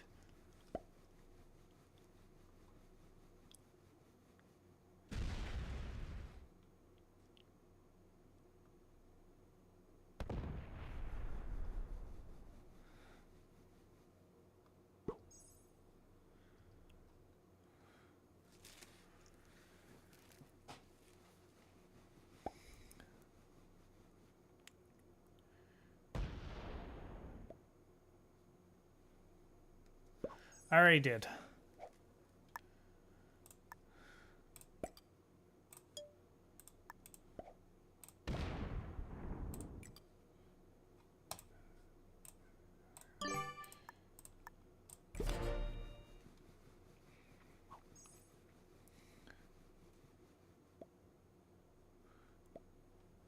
I couldn't attack him.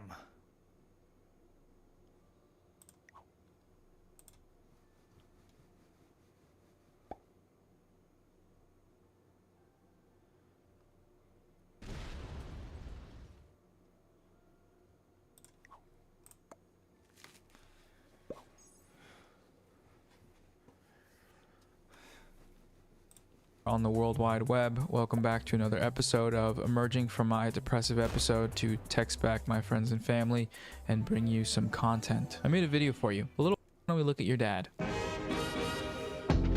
There have been a few studies done on this. One of the more recent ones is pretty comprehensive. Algorithmic extremism, examining YouTube's rabbit hole of radicalization. It uses a lot of data and graphs and information and numbers to conclude that this radicalization by the algorithm narrative is kind of difficult to find. The study identified 4 claims to test. Of the 4 evaluated claims, only one was partially supported, that one being that viewers who already watched extreme content were sometimes shown more of it. But the radicalization pipeline claims were not. Viewers of moderate to politically right content were very rarely shown extreme content. Another more recent study from the Anti-Defamation League had similar findings. They identified 2 Yeah, because they're trying to make it so that they're blocking right-wing content is what's happening, not that they're groupings of channels. The first, alternative, and they consider right-wing content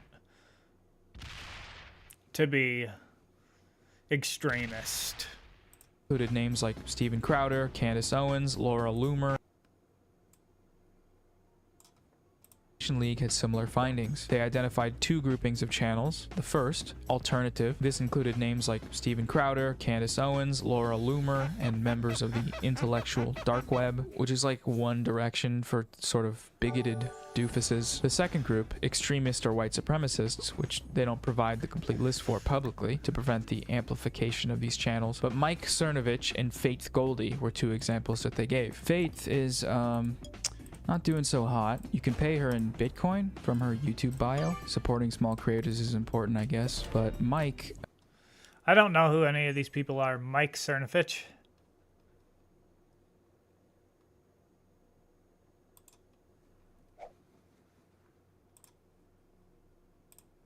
Mike Cernovich.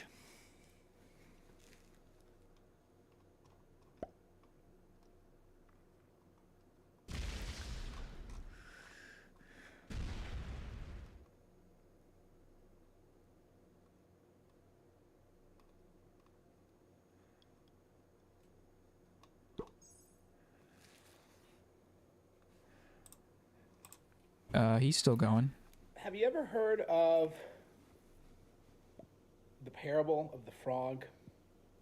Nice, Mike. In the data, videos from the alternative channels made up only 1.1% of recommendations, and from extremist channels, 0.1%. Tiny baby numbers. But just like the prior study, they did find that if people had been viewing alternative content, the recommendations were significantly higher, 37.6% for other alternative content and 2.3% for extremist content. Of course, it is still a problem that this content is even on the platform at all and being viewed by people, but it seems difficult to prove that the algorithm is what brought them there and not their own individual agency or preconceived beliefs. If you have high levels of racial resentment, for example, you'll probably find your way to those super far-right places. And if you don't, you won't, according to the study at least. A metaphorical nail in the coffin of the radicalization by algorithm theory comes from a late 2019 paper by Penn State researchers that calls into question if the algorithm pipeline ever even existed. The journalistic It didn't. Consensus of the pipeline theory, according to the researchers, has always been just that: media coverage of specific stories that follow a narrative that is both understandable and attractive, but also premature and unsupported by data. Instead, they propose a supply and demand framework for far-right extremist content. View counts speak to trends in the demand for ideological content. To study supply, Figure 5 plots the number of videos uploaded by each ideological group by month. Right around the time viewership of conservative content started skyrocketing, conservative content creation also rose dramatically. Conversely, despite the alt-light and alt-right stepping up its content creation activity in 2017 to 2018, viewership of such content has been declining. So basically, a functioning pipeline? Not really. Hey everybody, quick editor's note. I think a better way to say this is it's really hard to measure. One critique of these studies that I found after filming essentially states that the quantitative analysis, like what's being used, doesn't really work because the radicalization is a behavioral tendency. I'll link that in the description, but yeah, okay.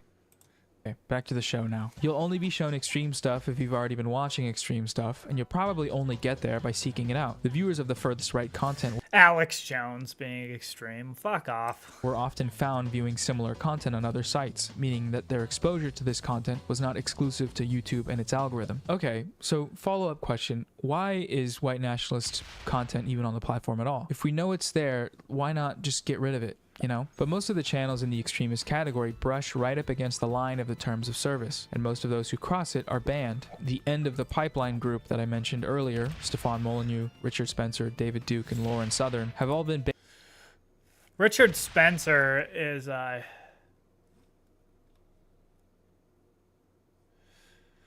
isn't he like a lefty now? I'm pretty sure that Richard Spencer is a lefty now. And as of early she's live right now. Okay, well, most of the channels have been banned, and this is thanks in part to YouTube's 2019 policy updates. Aside from these bans and others, tens of thousands of channels were reportedly purged during that time. The 2019 crackdowns included hiring more content moderators, tightening up its hate speech policy, and apparently cringe. Adjusting the algorithm to provide a more politically balanced viewing experience. Exactly how this last point works, meaning the algorithm itself, is not public information, because why would YouTube squirt its secret sauce anywhere that they didn't want it to be squirted? But YouTube's basic claim is that instead of providing a more extreme version of the content that you're watching in the recommended feed, it will give you something more mainstream, moderate, or from an official source to avoid this sort of rabbit hole effect. And looking at the numbers, it seems like these steps are doing a decent enough job. It's not perfect because this kind of stuff is still out there and people are finding it, but it is improving, maybe? I don't know. So shout out to YouTube and the Alphabet Corporation for saving the world and making it a better place because they wanted to and not because of the problem. Making the world a better place. Fuck off. Censoring speech isn't making the world a better place. Or advertisers threatening to pull out or anything like that. That would be super fucked up. Corporations are good. Over 130 legislators in this chamber have endorsed. All of this stuff kind of tracks with my anecdotal experience of using the platform. Yes, there was a time when YouTube's recommendation system was pretty aggressive. Watch one tutorial on how to make your bed, and soon enough, you'd be in a congressional hearing advocating for universal basic sexual intercourse. I like how he's using fucking Ben Shapiro as a extreme. It's like, no.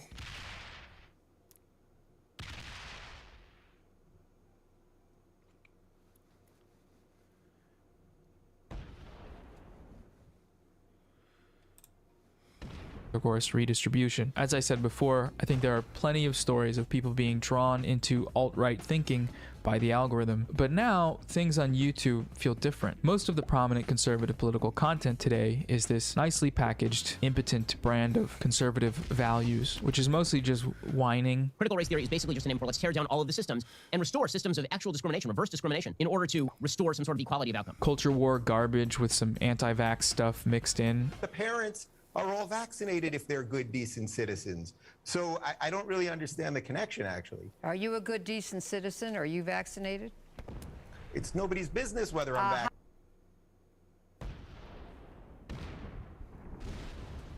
vaccinated. That's like me asking you the last time you got laid. I mean, it's just irrelevant. Made by some of the most reprehensibly boring and unfunny people on planet Earth. Not to mention the Afghanistan pullout that obviously caused the death of Americans and plenty of our Afghan allies, going directly against the advice of military leaders with no accountability. So this is why you're seeing people out there, I think.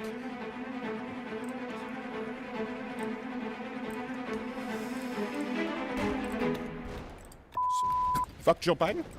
Yes, I think that's the sentiment. Yeah. And because their audiences keep coming back with an abundance of shitty options, there doesn't seem to be a need to get more extreme. Right-wing YouTube viewers are satisfied with their product. It's not financially viable for YouTube to rile them up into white nationalism any more than they already are. So did the free market just end racism? Okay, that's a joke. But the real question is this problem kind of solving itself? And that remains to be seen. More studies required. I'm really interested in your thoughts though, so comment if you have any. Or if I'm just completely wrong on this whole thing, that's always a possibility. I'm what many people might call a very dumb guy, so you can't hold me responsible for anything. There's a cool website on the internet.com called TransparencyTube, which gives a visual representation of which political YouTube channels are getting the most traffic. The bigger the bubble, the more views. The channels are grouped by political labels, from mainstream media to partisan left, partisan right. What is this called? Which gives a visual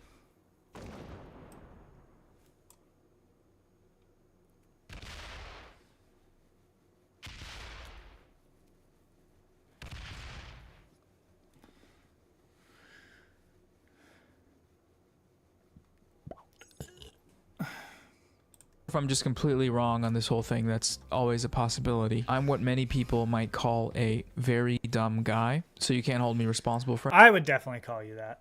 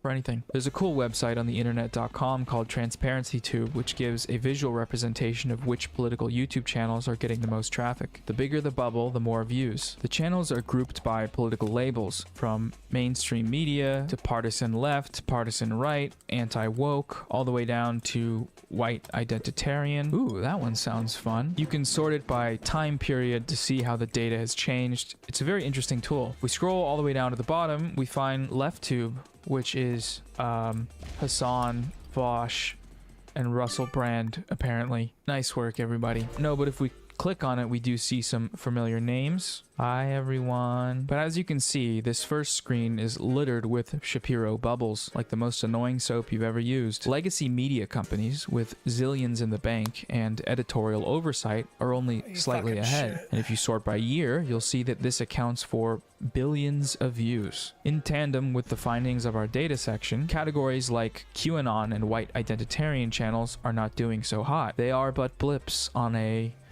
big thing where blips wouldn't really get noticed. Trump is out of office. The alt-right died, probably with Charlottesville. Richard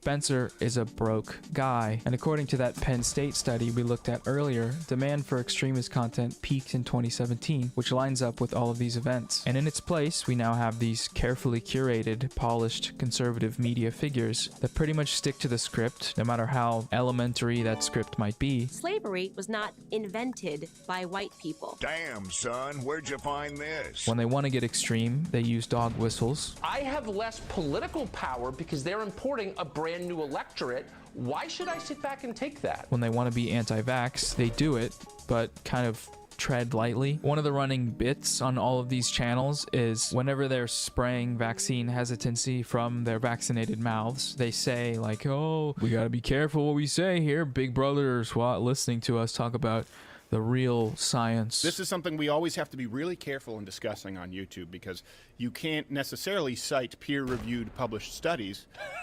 Not necessarily. What a no. world. If they just don't like them. Yeah.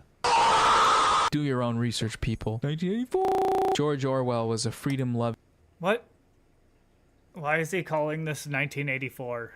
You guys are the ones who are doing stuff that's close to 1984. What the fuck? Patriot guy. As annoying as this bobbing and weaving is, it works. Channels which have made the transition from early regressive viral content to what we see today by following the rules are getting more views than they ever have and making a lot of money, and probably aren't going anywhere. The channels which haven't made the transition have withered away into obscurity. Yes, 4chan still exists, but who's getting radicalized on poll in 2021? And why? Donald Trump election fraud?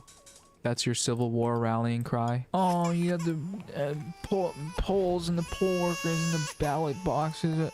Really?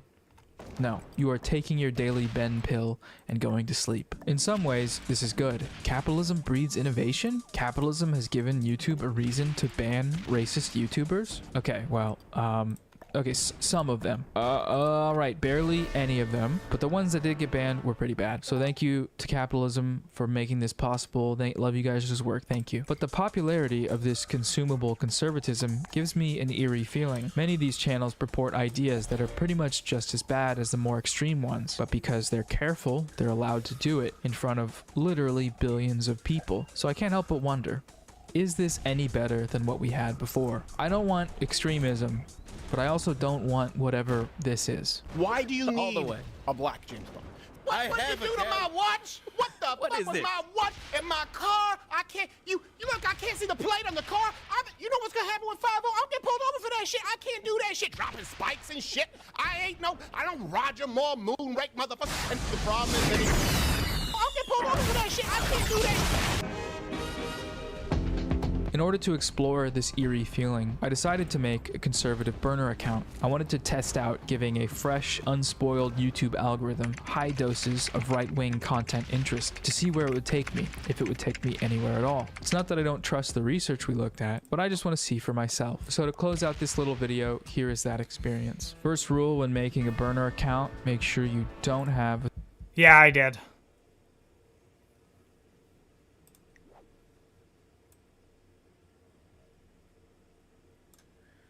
I just had to kill that guy because he was pissing me off.